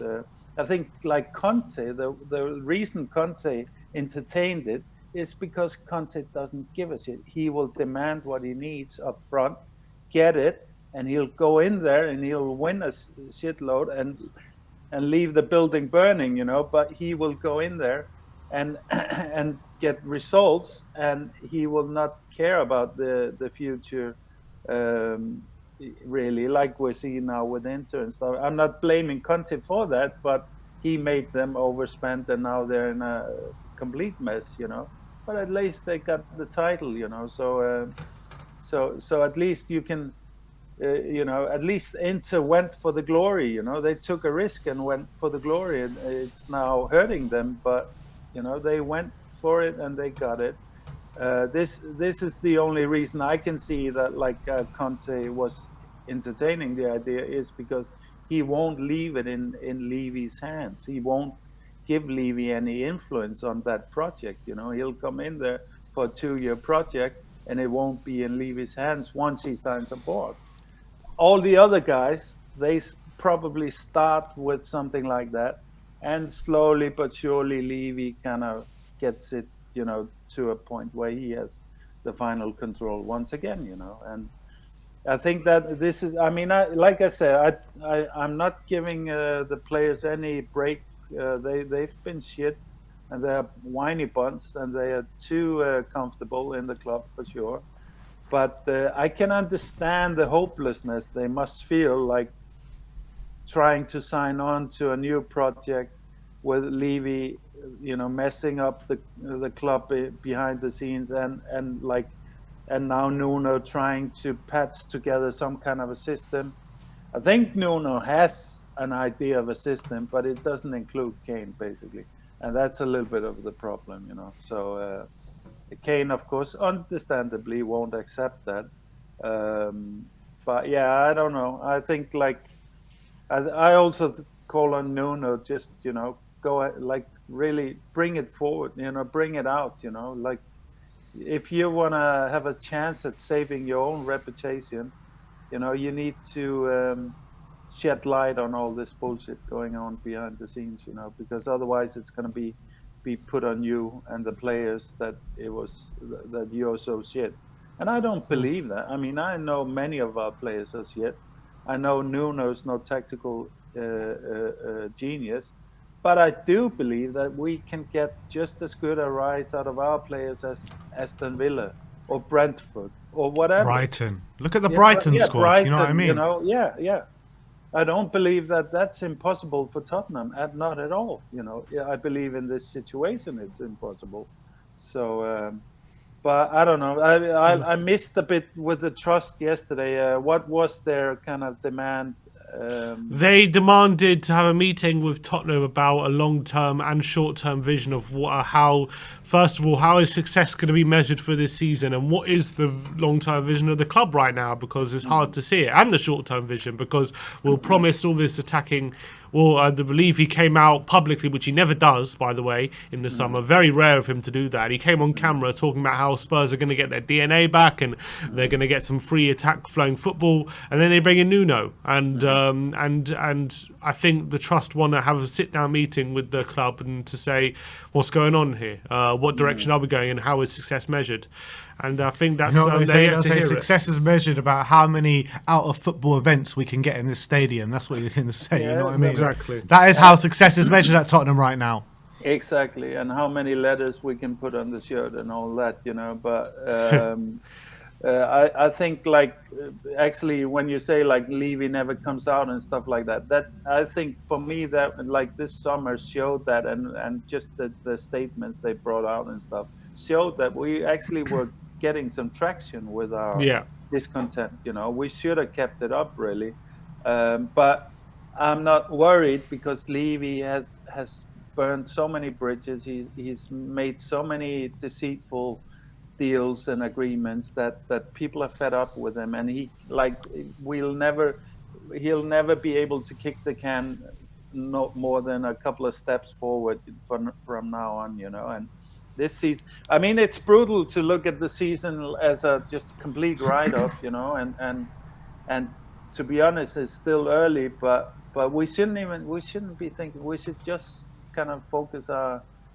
thinking about what's up with this club and how we can get a culture back that's, if we're not winning the league, at least we're playing what we understand as Tottenham football, and at least we're seeing a cohesive team that's up for the fight.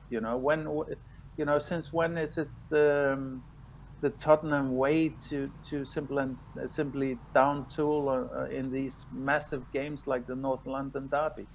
That's been through the years, even the shit years, that's been the games that we could usually hold our head pretty high for a good fight, so that's now not even there anymore. So what's there?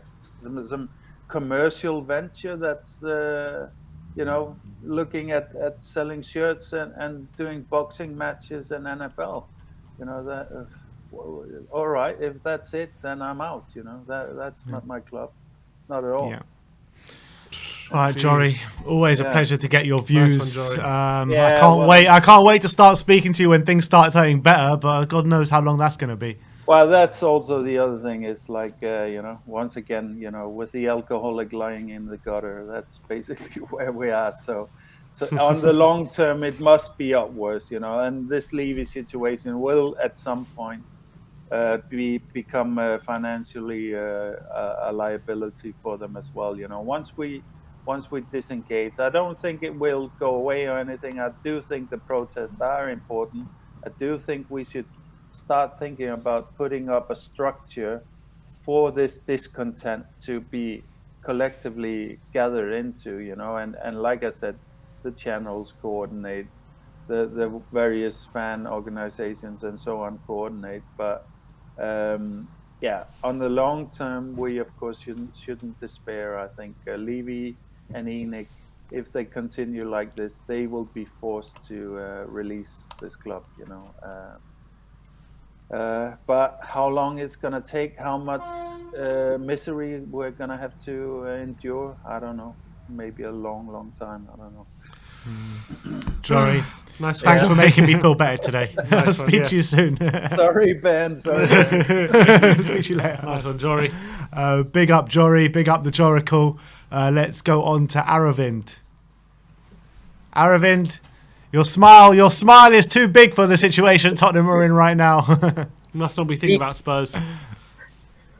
Week in and week out we get battered, and we I come know. out here talking about the same things again and again and again and again, and it doesn't solve years and years by. No, it doesn't. And you're completely right. You're completely right. But what's your take on the whole situation? What do you want to talk about today? Look, I agree with people about Daniel Levy. He's horrible. I agree with the managers is still adapting, but it was the NLD and 11 players on the pitch didn't turn up for the game, and you can and there was Arsenal. They're not playing really well. They're playing horrible for the start of the season, and it was a total different team with much fire, Henry and Aubameyang all turning up, and he's been horrible for the past one season, and you can see all 11 players over there actually cared for the club and the batch. But what about where was the players? Everyone was shocked. Okay, fine, you can be a bad player, you can be a bad you're not a good player, but there was no one who turned up. You're 1-0 down, you're 2-0 down, there's no organization, there's no players who's communicating, no one is screaming at any players. It's just the same thing. And as much I like Nuno, as much as Nuno is adapting to the situation, I feel that his substitutions were horrible, and he as a person is very like, I'm not sure how he's as a person, but how does he look on the pitch? He's not trying to communicate, whereas other managers like Tuchel, Pep would scream on the players, would shout and give better instructions to go. And I know that elite managers, but he needs to be doing something over there, and you just can't stand up sitting over there and thinking what to do, and players don't know what to do. You need to keep on the pitch. It's very important for managers to scream and motivate on them to actually do something. And you're 2-0 down, and it's the same thing. So everything from top to bottom, this club is been horribly managed. I don't know what's the direction of this club. There's false statements given about where we're going as a club, and Daniel Levy is just trying to go to his comfort zone, hiring people of parity, so that if any problem comes of transfers, he's going to tell, I've hired a person. Paratici is going to look at the transfers, and I'm going to look at the business side, and all he cares is about his business. And all these players, as much as they can blame the club, and I agree with them. On the pitch, 90 minutes, it was your job to at least show up, and you guys didn't show up, and you made all the fans.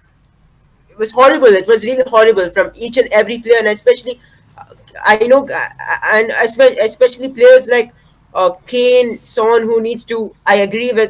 Kane is in the he's mentally like not fit, but these players need to speak up and talk about the situation, and that's something which we keep on doing it. And there's one thing which I saw in the documentary when Mourinho said when he analyzed this team is that these players are very nice at competitions, and these players haven't learned that, and we are in the same situation. And if we keep on doing this again and again, we're never going to see a trophy. If we keep on being very nice, we are not motivated to play on the pitch.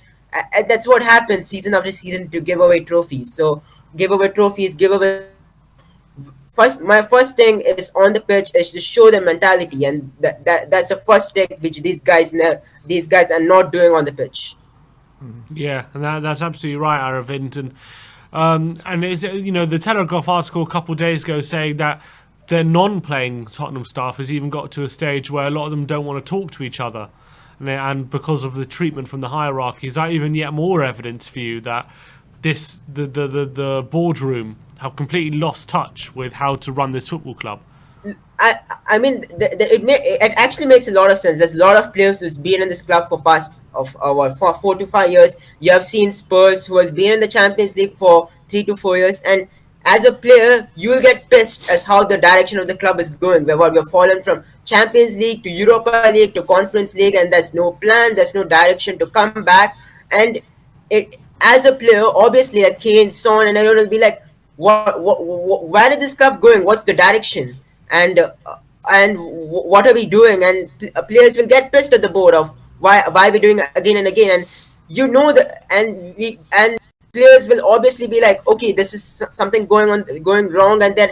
And I really want these players to speak up and tell the truth from. And I feel that just hiding onto the place, just resting onto whatever they are, and they're not speaking up, and that's I feel that's totally true. And none of these players need to come out and talk about what the issue is. And until we don't find these and boxes, it's really hard. And there are some players on the pitch who I don't think needs to be in this club and need to move on. That's something which Daniel Levy doesn't care.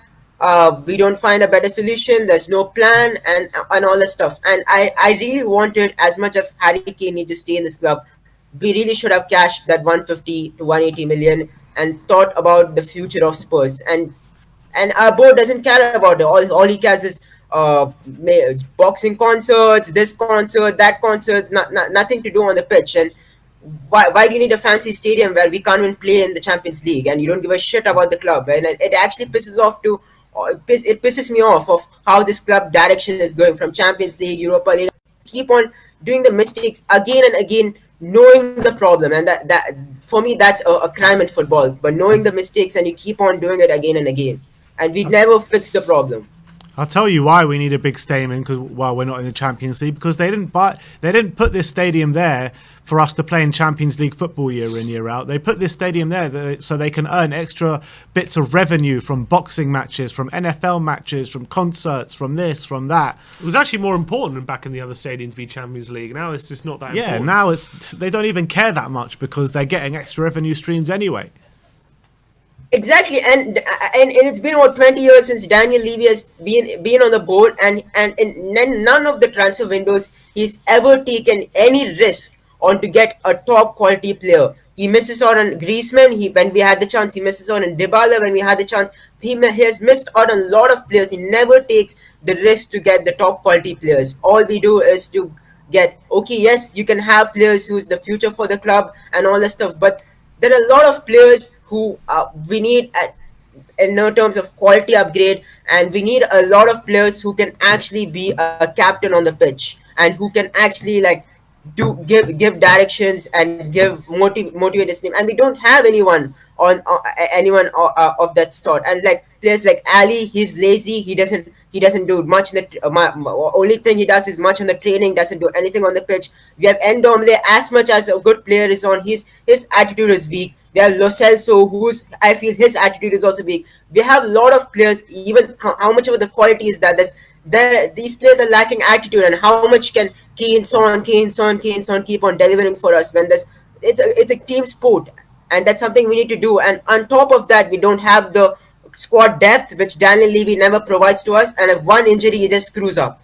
So it's everything linked to each another, and as much as we can say, this is the fault, that's the fault. It's the whole thing. It's the whole thing which is going on the club, which is a fault, from recruitment to signings to attitude to performances. Everything comes into the factor, and that's why we keep falling off. And it's not a rocket science, and we can totally see it.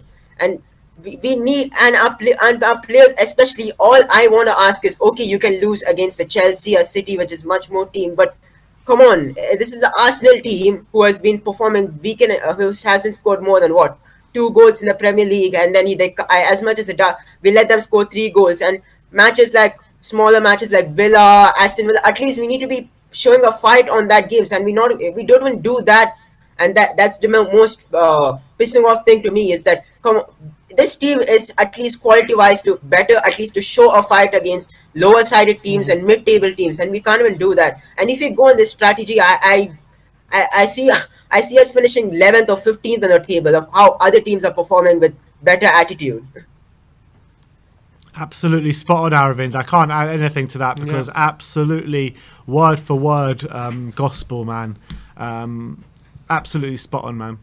And just a last word. And if Daniel Levy wants to do these type of stuff, he can actually like seriously get out from here. And it's excuses after excuses year in and year on, and he keeps on saying push patience as a virtue, or 20 years of patience, and he has not delivered anything to this club. And why do you want to invest in a football club if you don't want to win trophies and you want to make money? There's lot of other businesses where he can join. And come on, and I seriously want a serious protest from our fan bases to actually go and get onto these people and be like this. And I'm really I'm really this thing like the stuff that the trust board is doing to go and ask questions is something which you haven't done.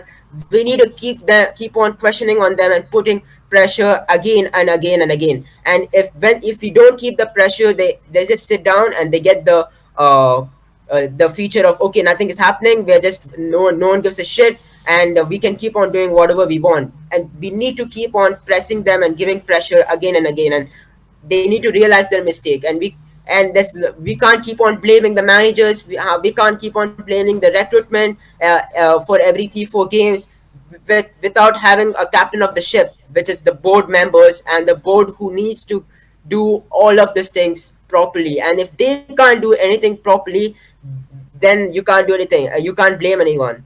It's not like Daniel Levy is given 300 million or 400 million to Nuno and is not delivering. That's something which Chelsea can give an excuse to Lampard of saying to that, but we can't do. He's not given any players. He's never given the squad depth to any players, and you keep on giving ambitions to all this stuff. And that's what made Pochettino and Redknapp and Martignol much different to others, is because they as the managers were totally much more different and much more tactically better than this thing. And the luck which we follow doesn't come weekend every year and year out with different managers, and we need the board to act seriously. Completely agree. Aravind, absolutely brilliant call, spitting absolute facts. I think we might need you to come over to London to head some of the protests, that's for sure. Yeah, for sure. If I'm actually was in London, I would have joined for that protest day in and day out to get these people out from the board. And it's really very annoying to watch this season in and season out without going with any direction. And if someone outsiders ask us what Spurs' direction, no one knows what it is. It's just false promises. And nothing is improving on this club. All we can say is, top 4, top 5, top 4. It's just spitting out facts, and it's all by luck, and we need to pray to God to whatever happens. That's it. And just on luck basis, which is running on this club. And it's come to a day where we have all realized that it doesn't last for long. And Daniel Levy, I wish this guy makes a huge losses and this guy gets out from this club. That's what I wish for. Me too, Aravind. Thank you so much for coming on. Big yourself up. Absolutely brilliant call. And we should hopefully speak to you very soon. Levy out. Levy out. Come on. Aravind Woke up this morning. Absolutely brilliant call. On fire this morning. Jeez. Let's go on to our... Go on, what are you saying? No. Let's go on to our next call. Big Mike. Big Mike, I think you're on... Are you on mute? No, he's not. It's just a lag. No, can you hear me? Yeah, I can hear you. We can hear you. It's just lagging a bit. But how are you doing? Oh, sorry. Yeah, not too bad. I mean, well, no, I'm doing terrible. I mean, in real life, I'm doing good. In football life, can you kill me now, please? Look, the reality is, I agree with everything Aravind just said, really. He basically just said everything I wanted to say. So I'm just going to try and re-emphasize that. We need to do more as a fan base to put pressure on the board. I don't know if that's not... I mean, I'm personally making a decision. I'm not buying anything Spurs-related at the moment, and that's a hard thing for me. I love my team. I buy 1-2 shirts every year, and I just think if we can try and hit on the little things, turn up to the games or something, or not turn up to the games, I'm not too sure. I'd like to hit them. It really hurts the out of the football events. Like, imagine if we processed the Anthony Joshua event the other day or something. Like that would have hurt them. So I'm trying to think of things like this, but I'm so angry I can't even collect my thoughts. I'll be honest with you guys, I can't even collect my thoughts properly. I don't even want to come in and say leave it out, but I'm done. I'm just done with the board. I'm done with the direction. I don't want to blame the manager anymore. I'm sick of hearing the reports are the players are sick of the manager, sick of the training. This is all nonsense. I don't even believe it anymore. I don't even know what to think. Yeah. Honestly, I don't know what to think. And when you see reports of non-playing Spurs staff, like apparently in such a bad situation, apparently at Tottenham, they don't even want to talk to each other a lot of the time. And like, is that even more evidence of like mismanagement from the hierarchy, which they can't even get the off-field stuff with staff, like let alone the playing staff? So like, what can they get right, this bloody board? I would say, like, you know, The they don't Joshua even fight. know. Yeah. Well, Joshua still lost that. No, joking. Exactly. I think Aravind got it right. I don't think they have a football plan. I don't think they have a footballing direction. I think it is just trying to appease the fans and keep them quiet and make as much money from the club as possible through any avenue they can. I think they just want the money. They're leprechauns, whatever you want to call them. They're just trying to grab it and run. I'm done. I can't. For the lot 20. What had it been? 20 years, one trophy. The game's about glory. To dare is to do. They basically destroyed all our slogans. They destroyed everything we stand for. I can't even say anything with my chest anymore as a Spurs fan. I turned off the game after 20 minutes in the North London Derby. I've never done that in my whole life. I've watched the North London Derby. I've turned off after 20 minutes. I'm not going to let it destroy my weekend. It did anyway, though, didn't it? It did. It fully did. Look, to answer the question, so I don't go off topic. Yeah, it's toxic in the board. I don't know what's wrong with them. That's obviously reflecting down to the squad, to the players. You're seeing it on the pitch. You know, Aravind said the fans as well. And the fans, exactly. Look, I'm coming on being negative. I always try to be positive. I owe John an apology from before when I said I wasn't sure if keeping Kane was toxic, but I think clearly now you can see, like, you know, before we used to look to him, I guess, on the pitch. Kane, you know, will he step up? But he doesn't care. You know, half time, what's he saying to the lads? Oh, Kane, what should we do? Are we going to get back in the fight? For me, I just can't. He can't be 100% in it. He can't be. You know, you guys mentioned that you saw Højbjerg sort of mouthing to Nuno. What did we do, boss? 20 minutes in, 2-0 down or whatever. Like, is he lost? Is he been brought into this poison chalice that we keep mentioning? This lava pit of a job that is the Tottenham Hotspur manager, where you're expected to achieve great things without the resources. I just can't. My mind can't understand it. You know, I feel like the window. I'm going to reevaluate my transfer window. It was literally a 1 out of 10. We didn't address a striker. Obviously, it looked fantastic when you're starving and you haven't eaten for years and you get given players. It looks great on the surface, but the reality is we didn't buy one single player that can step into the team. Arsenal had what, 2-3 of their signings stepping into the team. We got not one. We didn't even gamble one. Not even Brian Hill. Like, I know people saying don't bring him into the North London Derby, but what choice do we have? These are our players. We need to use them. We used the same starting lineup last year. What did we expect was going to happen? I just, you know, that's where I'm at, lads. That's where I'm at. I know. I just come to really get off my chest. Thank you for that, boys. No problem at all. I mean, I think you're kind of what you're saying is kind of reflecting what the whole fan base or the majority of the fan base feel right now, and it's just not on. It's not on. It's poisonous from literally top to bottom, right from the top, from the board, all the way through to the fans, and the whole thing is completely rotten. It's completely rotten, and I genuinely don't know which way to turn. I do not know which way to turn. You know, the sad thing is, you know, everyone keeps talking, you know, in 1 or 2 years, Poch is going to lose his job at PSG. That's the saving grace. And the reality is, why are we relying on this? We need to be looking at the now, focusing on the now, because look, in 2 years, we might be in the Championship if we're not careful. We are on relegation form. We have to keep it 100. You know, I call a spade a spade. I love Nuno as a person. I think he's a great guy, but I think he's been given a task that probably is mission impossible. So unless we're hiring Tom Cruise, I don't know how we're going to get through this. I don't know what we're going to do. So for me, honestly, I really don't know. I'm hoping January, I want to see checkbook out. I want to see investment. You know, Arsenal, Kroenke, we can say it they want, but they still spent 150 mil. They got 1, 2, 3 players that have stepped into the first team, and they smashed us, mate. And I can't stand that kind of result. I don't mind losing, but to lose at least show some fight, man. Show some fight. Show some pride in yourself. You know what I mean? Exactly. Oliver Skip came on, and for me, he was the best player from what I've heard. Because I'll be honest with you, I didn't watch it. I didn't turn it back on. I couldn't do it to myself. But I heard he came on. And he wanted to fight for the team. So for me, if we have to roll out with the academy players, I think that's the first thing Nuno's got to do. He's got to just have an honest talk with each one and really get the truth out of them. Are you going to play for the badge? If not, you know, you're in the Conference League, as far as I'm concerned. If that's Kane, if that's, you know, whoever, Matt Doherty or Dyer, or whoever's not wants to play for this shirt, I can't do it anymore. You know, Ndombele, just go. I don't care what we're paying them. I don't care if we only get 10 mil back. We need to be more ruthless. We need to start thinking, if we want to do big things like a big club, then we need to think as a big club. If we're going to carry on in this format, then the dark days are coming back, lads. And I know you know what I'm talking about. They're here, man. Oh, They're yeah. here. I mean, they're already here. They're here, man. I'm telling you, they're here. And I haven't seen this lack of fight at Tottenham probably since the 90s, literally. Yeah. Since the early 2000s, something like that. And that's what we're back to right now. And that's how bad it's actually got. And I guarantee you, the checkbook will be out in January, but it won't be for any playing staff. It'll be to acquire a new golf course or to acquire some sort of new property somewhere. You know what I mean? That's what it's going to be out for. Yeah, I mean, he'll be busy making sure he plans more events for his own pockets. I mean, exactly. I don't know. Look, I suppose time will tell. Look, I want to give Nuno more time. Look, we might win the next 3 games and it'll be, you know, fickle fan response. Yeah, we're winning again and all these kind of things. But the reality is I just can't see it. I can't see any creativity. I can't see any chances. The players that we're relying on to perform the goods for us don't want to be here anymore. It's clear as day for me now. Anyone that says Kane still wants to be here, I'm sorry, he doesn't. Like, he just doesn't want to be here anymore. Ndombele doesn't want to be here. You know, we've got Agent Doherty, Arsenal fan, doesn't want to be here. You know, can't even play him anyway. Dyer and Sanchez, I feel for them. They're trying, you know what I mean? Obviously, I'm trying to come in with a bit more clear of eyes, but it's hard right now. There was no fight, no passion.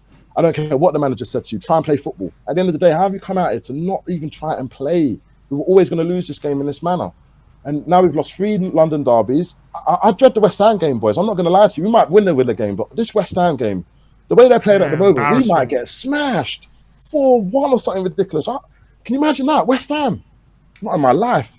So I would say, for me, whether we want Nuno in, whether it's Levy out or whatever, the fact of the matter is, I think he's on very thin ice. I think he's very close to being sacked. And I'm not saying Ryan Mason or anything like that, but if it was me, if the board really means something, if they really, really care, they would sack Nuno and they would go back to Conte and give him what he wants, plus an extra 100 grand a week. Like, get this guy in the club, give him whatever he needs, make sure he has the money, because that way, if he doesn't, he's going to call the club out. And then we know 100% that it's the board always lying and fabricating and basically just telling us what we want to hear and never delivering on that. We would have got him in the summer if they really cared. We already had the opportunity, you know what I mean? We were in talks, we were about to sign him, and we didn't get him. And that's because the board didn't want to shell out the money, and we didn't want to give him the staff he wanted, for God's sake. It's a ridiculous situation. So I think that boat's been and gone in terms of proof of caring. They would have got him in the summer if they cared. We already know that. We already know it. So a question for you then, if they sack Nuno, who do we get in? That's the question. That's what I present to all the fans. If we get rid of Nuno, what do we do? Well, at the end of the day, if they sack Nuno, however bad his tactics have been this season, if they sack him, all it's going to do is mask the actual problems, what's going on at this club. It says more about the board if they sack Nuno. Yeah, it will say more about the board. It will say they're just trying to mask up problems. And the only person that's viably going to come in is Ryan Mason. I mean, who else is going to come in? Who else is going to come in? The Brighton manager. The Brighton manager won't even come here because it's going to damage his reputation. Insane. That's how far we've that's where we're at then. I think, you know, we have to keep Nuno. We have to back that he's going to come good in time and just put more pressure on the board. Forget about Nuno out and putting pressure on Nuno. It's not Nuno's fault. It wasn't Jose's fault. It wasn't Poch's fault. The players got stale. They've been here for 6 to 10 years as a collective squad and they want to move on. They want to do something different in their lives. And we're just throwing, as a board, we're throwing it away. We threw away an opportunity. I'll be honest, like my expectation this season, and the fan base might hate me, is just don't get relegated. Honestly, that's where I'm at. Just don't get relegated, please, for the life of me. And that might sound a bit ridiculous, but look at our stats. Do you really think we're going to, like, I can't even see us creating against Villa. I'm looking at Villa thinking it's a really hard, every game's a hard game now. Whether it's Villa, Norwich, whoever we play next, it's a hard game because we have to win it. It is our cup final against Villa, against West Ham, against whatever Premier League game in the next 3-4 games. We have to kind of get 9 points out of the next 4 games, minimum to turn this ship around. So, and I don't see it, lads. I just don't. I can't see it as well, Big Mike. I know, right? It's very, very tough. It's very tough. But I'm glad you got everything off your chest. You want to say anything else? Listen, man, up the Spurs, hopefully. Levy out, Enoch out, Joe Lewis out, bloody the whole staff out. I don't know, Paratici out. Everyone's been brought in as a shield. I want to napalm bomb the squad, the whole club. I want to reset it top to bottom and have a direction and a vision. You know, we could be doing things like Leicester are doing, and I can't understand why we're not there. And we were ahead of them. We were ahead of Leicester. We was ahead, people might not admit this, but we were ahead of Liverpool at one point. You know, how have Not we even that long ago. so far? Shocking. So It's a yeah, disgrace. Levy out. Absolute Big up the disgrace. South fans, and just Nice don't one. buy anything. Let the tourists buy it. You know, and if it gets really bad, we have to stop going to the stadium. Like if we start going to the stadium, the tourists will stop going. We're the ones that create the atmosphere. The legacy fans. We know the chants. We do the songs. We get up for the fights. These tourists coming in don't know the songs. They don't know what they're doing. When they come into the dead atmosphere, they're going to stop coming as well, and the pockets are going to get hurt. So, with the right direction, the right leadership, Benenson, this is on you. With the right direction, the right leadership, we can make this work. I'm here to try and support it. Despite how I look, I can be a very activated person, very motivated person. Fan base, we've got to get together. All the locals, we've got to get together. If we lose against Villa, we've got to come together. Not for Nuno out, for change from above.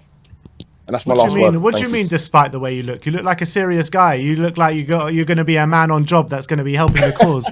That's what you look like. So big yourself up, Big Mike. Absolutely brilliant call. Thank you. Absolutely brilliant call. Thank you, mate. We'll speak soon. Super chat here from Rune LB saying we should do the Blackpool not a penny more protest. Do you know what that is? The Blackpool not a penny more. I don't know what that is. Neither do I. Never heard of it. And we've got a super look chat up, here though. from Santush Grande saying, big up, boys. Sorry I haven't been active recently. Been busy with uni. We'll be on soon, hopefully. Let's give Nuno this season. All right, let's keep going with the guests. We've got Amir. Amir up next. You all right, Amir? I've been better, lads. I've been better. You know what I mean? After that Derby performance, it was an absolute shocker. I had a buddy of mine over who's actually a gooner, and I just sat there. I didn't even know what to say to the guy. And you know, at the end of the match, he said to me, "We didn't even play that well." And I was like, "Yeah, it's true. That's where we are at as a team at the moment. There's no cohesiveness. There's just nothing going on. I mean, I can't even remember a proper shot on target, off target in the first half. I mean, it's just a disgrace. I don't know what these players are at, to be honest with you. Yeah. But it's like a knock-on effect, isn't it? From the board to the manager, to the players, to the fans. Where do we go? Where do we go from here, Amir? Well, now I think it's up to Nuno. You know, he's the manager now. He's been given the keys to the club, and I think it's up to him to. But has he though? Has he though? In what sense? As in, like, yes, he picks the team and picks the tactics and stuff. But at the end of the day, does he get the tools to succeed in the job? No. Well, he hasn't been given the tools, and he hasn't been given the time, or he hasn't been given anything. But that's not my point. My point is he's in charge of the morale in the dressing room. He's in charge of getting these players motivated. If Dele Alli isn't performing, I wanted him gone when he was 19, 20, by the way. I wanted him, I could see that he didn't have the professionalism in him to be a top player. We should have sold him for that 50, 60 mil that was on the table back then. And I said it to one of my best mates. Nuno now, it's time for him to find the real players from the pretenders and separate them out and do what Big Mike said. You don't want to play for the badge. You don't want to play for Tottenham Hotspur. You don't want to play in front of 60,000. Go play in the Europa Conference League against Mura. That's what you should be doing.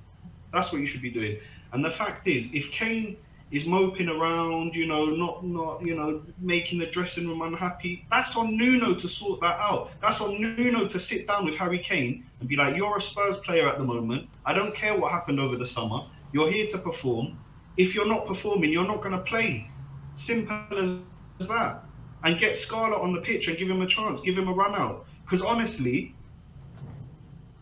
he's not moving around. He's not doing anything for the club. He's playing I better. get- You know? I get that, Amir, but at the end of the day, there's 11 of them on the pitch that are not doing that, and then the players that you bring in are not doing that as well. So, I mean, how far can you take it? It's not just Harry Kane, is it? I mean, I know he is one that's doing it, but it's not just him. Look, it's not just Harry Kane, but it's a knock-on effect from what happened in the summer, if you're asking me. You know, the whole scandal, the whole City, the whole Caribbean not coming back. That affects other players as well.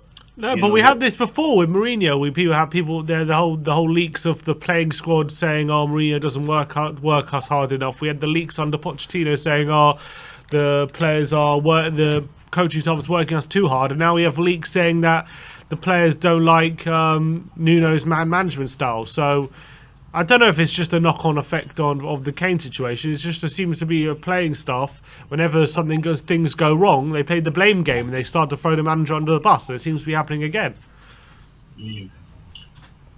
I see what you're saying, Sim. I see exactly what you're saying, and I think again it comes down to Nuno manning up and being the manager and the leader of this team at the moment. Hopefully, he's got those qualities in him. I mean, we did win our first 3 games of the season. He does have time to change this around now with the next couple of matches coming up. I do think, however, you know, a few of his selections were completely off. I think playing Harry Kane last week in the Conference League was a huge mistake, and plenty of other things. You know, Ali and Ndombele in the same midfield. We just got overrun in the first half. It was a ridiculous choice. But again, a new manager coming in, that's to be expected. When Poch first came in, he had some troubles. You know, Ferguson first came into United all the way back in the 90s. They wanted him sacked in one of his first seasons. You know, so he can turn it around, Nuno. It's just about getting these players on side and sorting out the pretenders from the ones that actually want to play. Like Brian Hill, for me, he needs to be on the pitch every game. It doesn't matter whether he's 20 or 19 or however old he is. He's playing amazing. He's setting things up. He's running past players. Something that I haven't seen any of them doing. You know, we didn't clear out the deadwood. We've been talking on here for ages about deadwood. Winksy, Davies, you know, all these kind of guys that have been floating around for ages. Why are they still here? Why are they still on the team? Why are they still... I can't understand it. Because no one wants to buy them. And Levy's asking for 40 million for Harry Winks. That's why. Do you know what then? Levy, you know, it all comes down to Levy at the end of the day. And, you know, our friend Brian Daigle, he's been right since day one, saying Levy out, get rid of him. You know, we can justify his business, his scrupulousness, his, you know, penny saving, you know, the new stadium, the facilities. That's all well and good. That's all well and good. But one trophy in 20 odd years is just, it's pathetic, to be honest with you. You know, it's absolutely pathetic. And if he thinks the fans are going to continue taking it, he's highly mistaken. And I do agree with Big Mike. You've got to hit them where it hurts, and that's their pockets. Anthony Joshua versus the Ukrainian should have been protests outside of the stadium for that boxing match. Anything else that happens, we got to be on this, lads, because Levy is going to keep rinsing this club. He's going to keep these terrible players here that are not doing anything, that are sitting on ridiculous amounts of money, while you've got nurses, doctors, ambulance drivers out there during the corona, working their butts off to try and save people's lives, to try and help people. And these pretenders are waltzing around doing literally F-all. F-all. And I'm fed up with it. I'm absolutely fed up with it. And I do think that Nuno now, it's no more Mr. Nice Guy. It's no more arm over the shoulder. Oh, come on, I know what you can do. You're capable. No, it's military style now. It's sort the pretenders out from the proper players and get it over and done with. And in January, have a clean out. And if that means Winks goes at a loss at 10, 15 million, I don't care. Or if he goes for 5 million, I don't care. You get him out of the team. It's also for these players, progression. Winks is going nowhere fast. He was in the England squad. He needs to be playing football. He needs to be at a different club. Same with a lot of these guys. Yeah. Spot on. Yeah. Absolutely spot on. And it's just difficult to know how to solve a really difficult situation where the whole club, from the non-playing staff to the manager to the players to the board, just seems a massive disconnect at the moment. And I don't know how to get it all back together again at this point without big changes at the top. And that's the sad situation. So Facts. I don't know. It's until that is sorted. I don't know how Nuno turns it around. I don't know how the players get motivated. I don't know how it all changes. It's going to be difficult. But again, so there's different. Like, it's up to us, the fans. If we want Levy out, it's up to us. That stuff is on us. The players in the dressing room and what is going on the pitch, that's not us, lads. We can't really, we can support and we have very little influence there. That's on Nuno. That's on Nuno. It's up to you guys and all the other Tottenham podcasters that are out there, providing amazing content. It's up to us and the fans to get on Levy's back and get rid of him And I've had enough. He can go and retire, go waltz around in the Bahamas on his yachts and whatnot, and just leave us at it and let our club get back to the glory days when we were doing doubles and winning championships and because that's where we want to be. Winning FA Cups, lads. When have we had a good run in the FA Cup? Can you remember? When have we been in a final? Last time we were in the final, we won it in '91. Last time we were in the semi-final. Lost in a couple of Poch. semi-finals since then, yeah. Yeah, under Poch in a I think we've lost about like 6 FA Cup. It's more, I think. Semi-finals like 7 since or then, 8, right? I think, since then. Wow, bloody hell. So mental. There you go. And this is not Tottenham Hotspur. This is not what we grew up on. This is not the football that we saw in the 90s with Ginola and Klinsmann and all these guys. And it's not. To be fair though, when we had Ginola and Klinsmann, we did nearly get relegated. You're right. But the football at least was attacking and it was enjoyable to watch. What I watched on Sunday, honestly, lads, I was watching Napoli against Roma or one of these. It was 10 times better football than what I was watching at Spurs versus Arsenal in a derby game, in the most important game. One of these other things that I saw in the match, there's all these players picking each other up, shaking each other's hands. Why? You're at war with your enemy. You're at war with your enemy on derby day, and you're there picking up another player because he's fallen over and tripped over or something. It's absolutely ridiculous. It's absolutely ridiculous, and it's not on. And exactly. Whatever happened to the fight of Battle of the Bridge? Nowhere. What happened to that? The players just don't care anymore that much. That's just the reality. That's just reality. Amir, great call as always, my friend. And we shall speak to you soon, my friend. Nice one, Amir. Hopefully on better times, lads. Yeah. I hope so. Hak Sameach, my friend. See you. Bye. Awesome Or says, Levy chooses the players, not Nuno, because he wanted to sell them for gain. If Nuno lose today and weekend, what then? Tottenham Hotspur going down. Solution, play 3-4-3 or 3-5-2. A lot of people calling for a change of formation to 3 at the back. I don't know if it's going to be the catch-all solution, but it might improve in the short term. I remember last season under Mourinho, we should play 3 at the back. We played 3 at the back. We had a couple of good games and then went to shit again. Yeah. So I think we're beyond formations and this manager. We're and beyond that manager. systems. We're beyond. We're tactics, beyond all that at this beyond point all with it. Tottenham. I think, unfortunately, as sad as it is to say, and as much as I want to concentrate on that, I think at this point it doesn't even matter. Danimo Hernandez says, give Nuno until December. Patrick Vieira after that. I'm not even going to read the rest of it, but no. Can you imagine Patrick Vieira as manager of this club? No, I'm all right. I'm not. And Vieira ain't coming to Spurs, mate. No chance. Let's go on to the last caller of the day from Cape Town, Mr. Avi from Cape Town.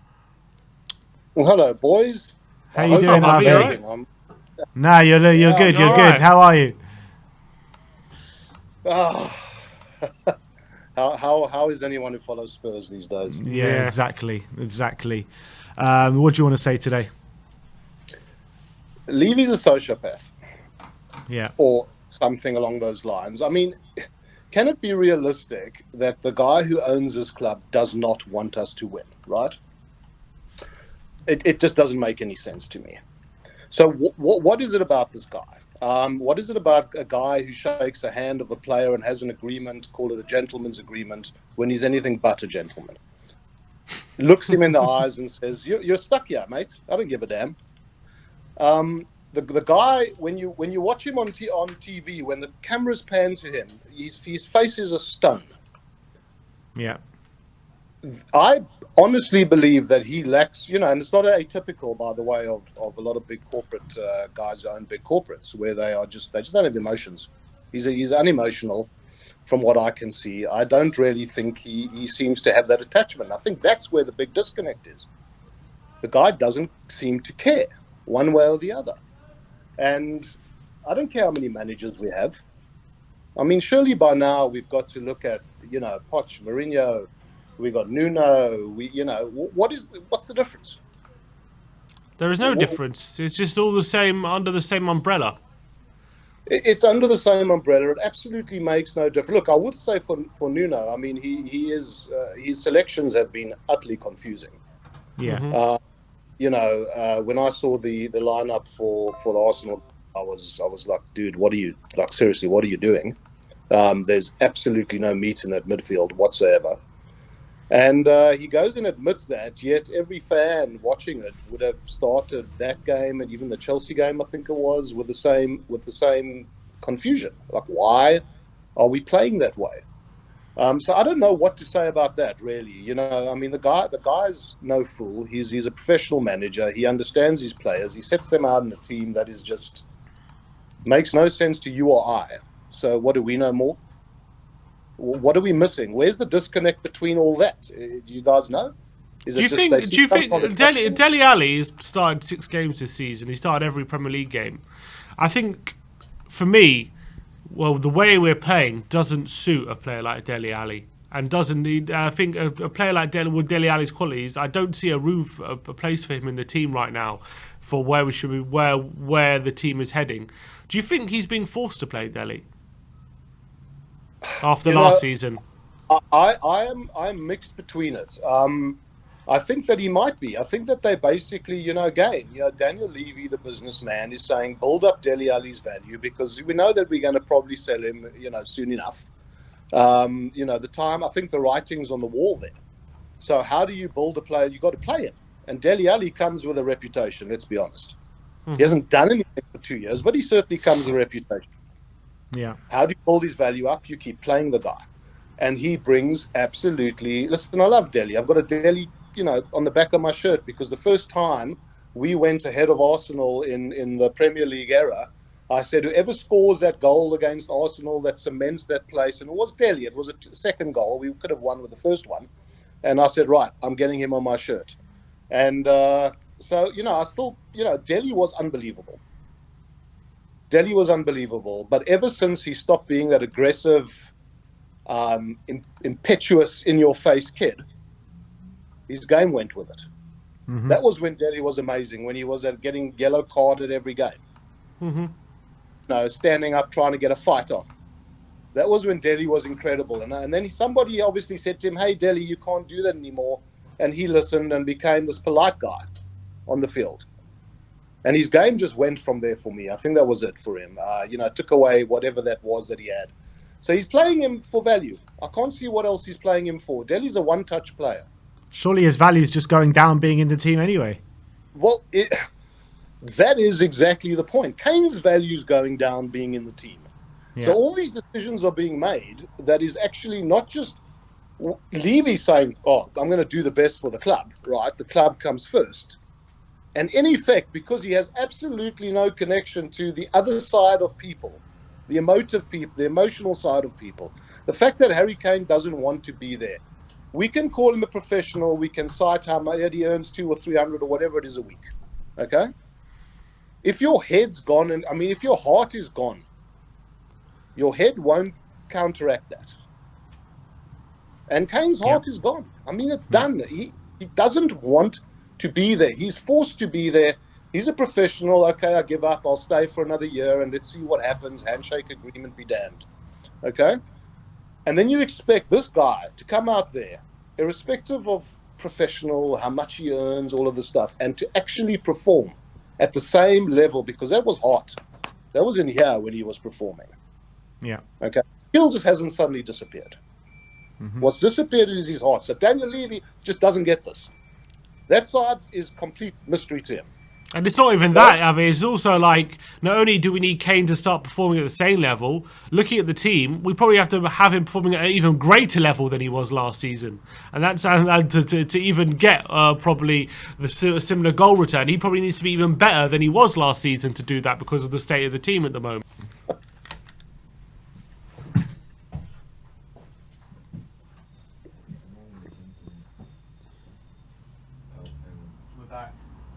All right, we're back up. Oh, okay, cool.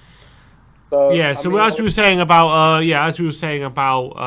Kane, he has to be an even greater level, I feel, than last season, and to expect him to be I think the only way keeping Kane would have worked is if we kept him and then back the team to a level where you can convince Kane that Spurs could potentially be at the level he wants us to be.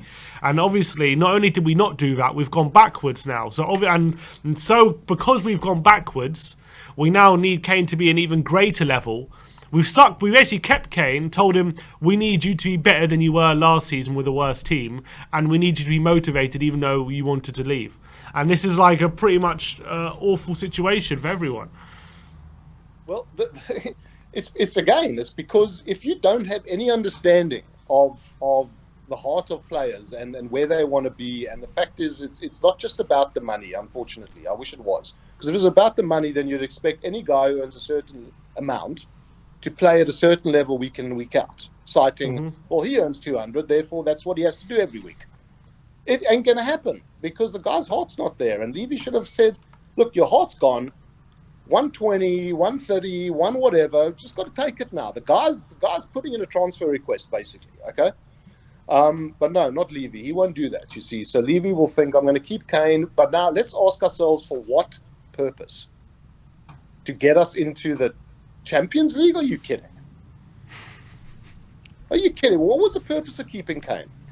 I think he thinks that the price, like for City were offering 175 million plus 25 in add-ons this year. I reckon he thinks even next year he could get that. So that's what I reckon he thinks. So I don't think he thinks there's any point selling him this summer when he can get a similar fee next year. So then we're saying not only is he a heartless sociopath, but he's a brain-dead businessman. Yeah, I mean, you know what? A lot of fans were thinking the same way, that even if we were to force Kane to stay, he's a professional enough not to down tools. I mean, I wasn't kind of that thinking, but a lot of fans were thinking like that Kane was the top role model professional, that he would never down tools. But it's always going to happen subconsciously, isn't it? Well, that's what I'm saying. I don't think Kane's going to walk. First of all, he's not downing tools. He's on the pitch, essentially. But I get what you're saying, that he's downing tools in the sense that he's not going to put himself out there in the same way. The fact is that even if he... This is the thing, guys. I mean, you know this. If somebody said in one of the podcasts the other day, it's kind of that relationship thing. If you know it's going to end, no matter how many flowers you buy and how many dinners you try and go out on and dates, etc., it's over. It's over. Yeah. Your head can force you to do things, but your heart just ain't there anymore. And when your heart ain't there, it will show. Even if in his head he's saying, I'm going to go out and I'm going to score at Arsenal. I always score at Arsenal, right? I mean, this is a game I'm guaranteed to get a goal. No, he didn't even feature. I mean, he will never get subbed either. That would be something else. I mean, that'll come from the top. You will play Kane every game. Yeah. That I can guarantee you. There's no way that suddenly Kane sits on a bench. I promise you. Not going to happen. And as for this Conference League thing, I think, I don't think we've got a hope in hell, to be honest with you. I don't think we can win it. I think the first good team we come up against will do the usual flap. Most probably be against Jose Mourinho's Roma, won't it? Yeah. I mean, do we see ourselves beating Jose Mourinho's Roma? No. I mean, it's going to be another competition that we're going to kind of muddle through and just go out at the quarters or maybe the semis if we're lucky, but it'll be one of those. As for Nuno, who knows? I mean, whether you keep him or don't keep him, I almost think it makes no difference anymore. Yeah, I completely agree. I completely agree. And I think Pochettino would be off his head to come back, to be honest with you. I mean, I mean, it says everything when Graham Potter doesn't want to come to ruin his reputation. I mean, that says everything for me. It says everything. I mean, if we can't persuade the Brighton manager to come to Tottenham, then who are we going to persuade? Well, you a manager that can't find a job. Other than those that look, there'll always be somebody, I guess, but it'll be that 10th choice always, right? Won't it? Yeah, because exactly. You are guaranteed as a manager to go to Tottenham and get fired, pretty much. Yeah, guaranteed, right? Right. You have to guaranteed to not get the job description is come in and perform a miracle, and if you can't do that, you're gone. Pretty much, that's the job description. And Pochettino was the only one who's managed to do it. Pochettino managed to do it, and Harry Redknapp for a time. Yeah, exactly. I mean, Harry brought life back into the club. To be honest with you, when Harry came in, we found life again. I have to say, and Pochettino rebuilt that life. And 6 months prior to his firing, or prior to the Champions League, I would say the wheels fell off, and that was the moment. That was the moment when you needed. It wasn't Poch, it was players. We needed that ball. We needed to get those guys in urgently. Anyone, somebody. And when I look at the kind of players that we haven't purchased that we could have, whether it's Tomiyasu now, who's just making us look stupid at Arsenal, or whether it's Fernandez, I mean, it just blows my mind. And then I sort of question the disconnect from the top. How do they get this so wrong all the time? They get everything else so right. You look how beautiful that stadium was for the Anthony Joshua fight. Look the job they're doing on the NFL and stuff like that. I mean, they don't skimp out on these things, do they? No. So it's a purely money thing. And to get Leafy out, I mean, how do you get a guy out of a business where he's obviously somehow pocketing, a ton of money? You don't. You simply don't, because he doesn't care. I'm telling you, that this emotional thing with this guy, and I think it was proven in the response to this this league thing that was going on, this global club league thing. The Super League thing, the only owner, should I say, who didn't respond with any form of heartfelt was Levy. Everyone else, pretty much, I think, by and large, whether you believe them or not, it's irrelevant. Tried. Yeah. He said we didn't know we were getting ourselves into. The liar. Okay, so then basically he's an idiot. What he's saying. I mean, come on. Oh my God. As if you sign up to something which you don't know meticulously what it is. So come on. Don't believe that. Right, so Levy. That's if there's one thing that he does know, it's that. So instead of again, point to stuff like that, but he won't actually. It's because he doesn't have it in him. I don't think he actually has it in him. I don't know what he's like with his kids, but I mean, I can't comment. But maybe he gives them some love, but that's about it. It's so hard to take, Avi. It really is so hard to take. But look, just want to say thank you so much for calling in today. Really great call, really great views, and hopefully we'll get to speak to you soon. Yeah, 100%, man. Love from Cape Town. Thank you so much, man. Thanks for calling in. See you later, man. Brilliant calls today. That was really good, yeah. were. Every single call, I think, has been absolutely top notch today. But that is it from us for Good Morning Tottenham. We'll be back today with predicted lineup, and also you're getting a hot spar today. Sim and John going head to head on the hot spar again. So thank you everyone for joining us today. Like, subscribe, and comment. And as always, come on, you Spurs.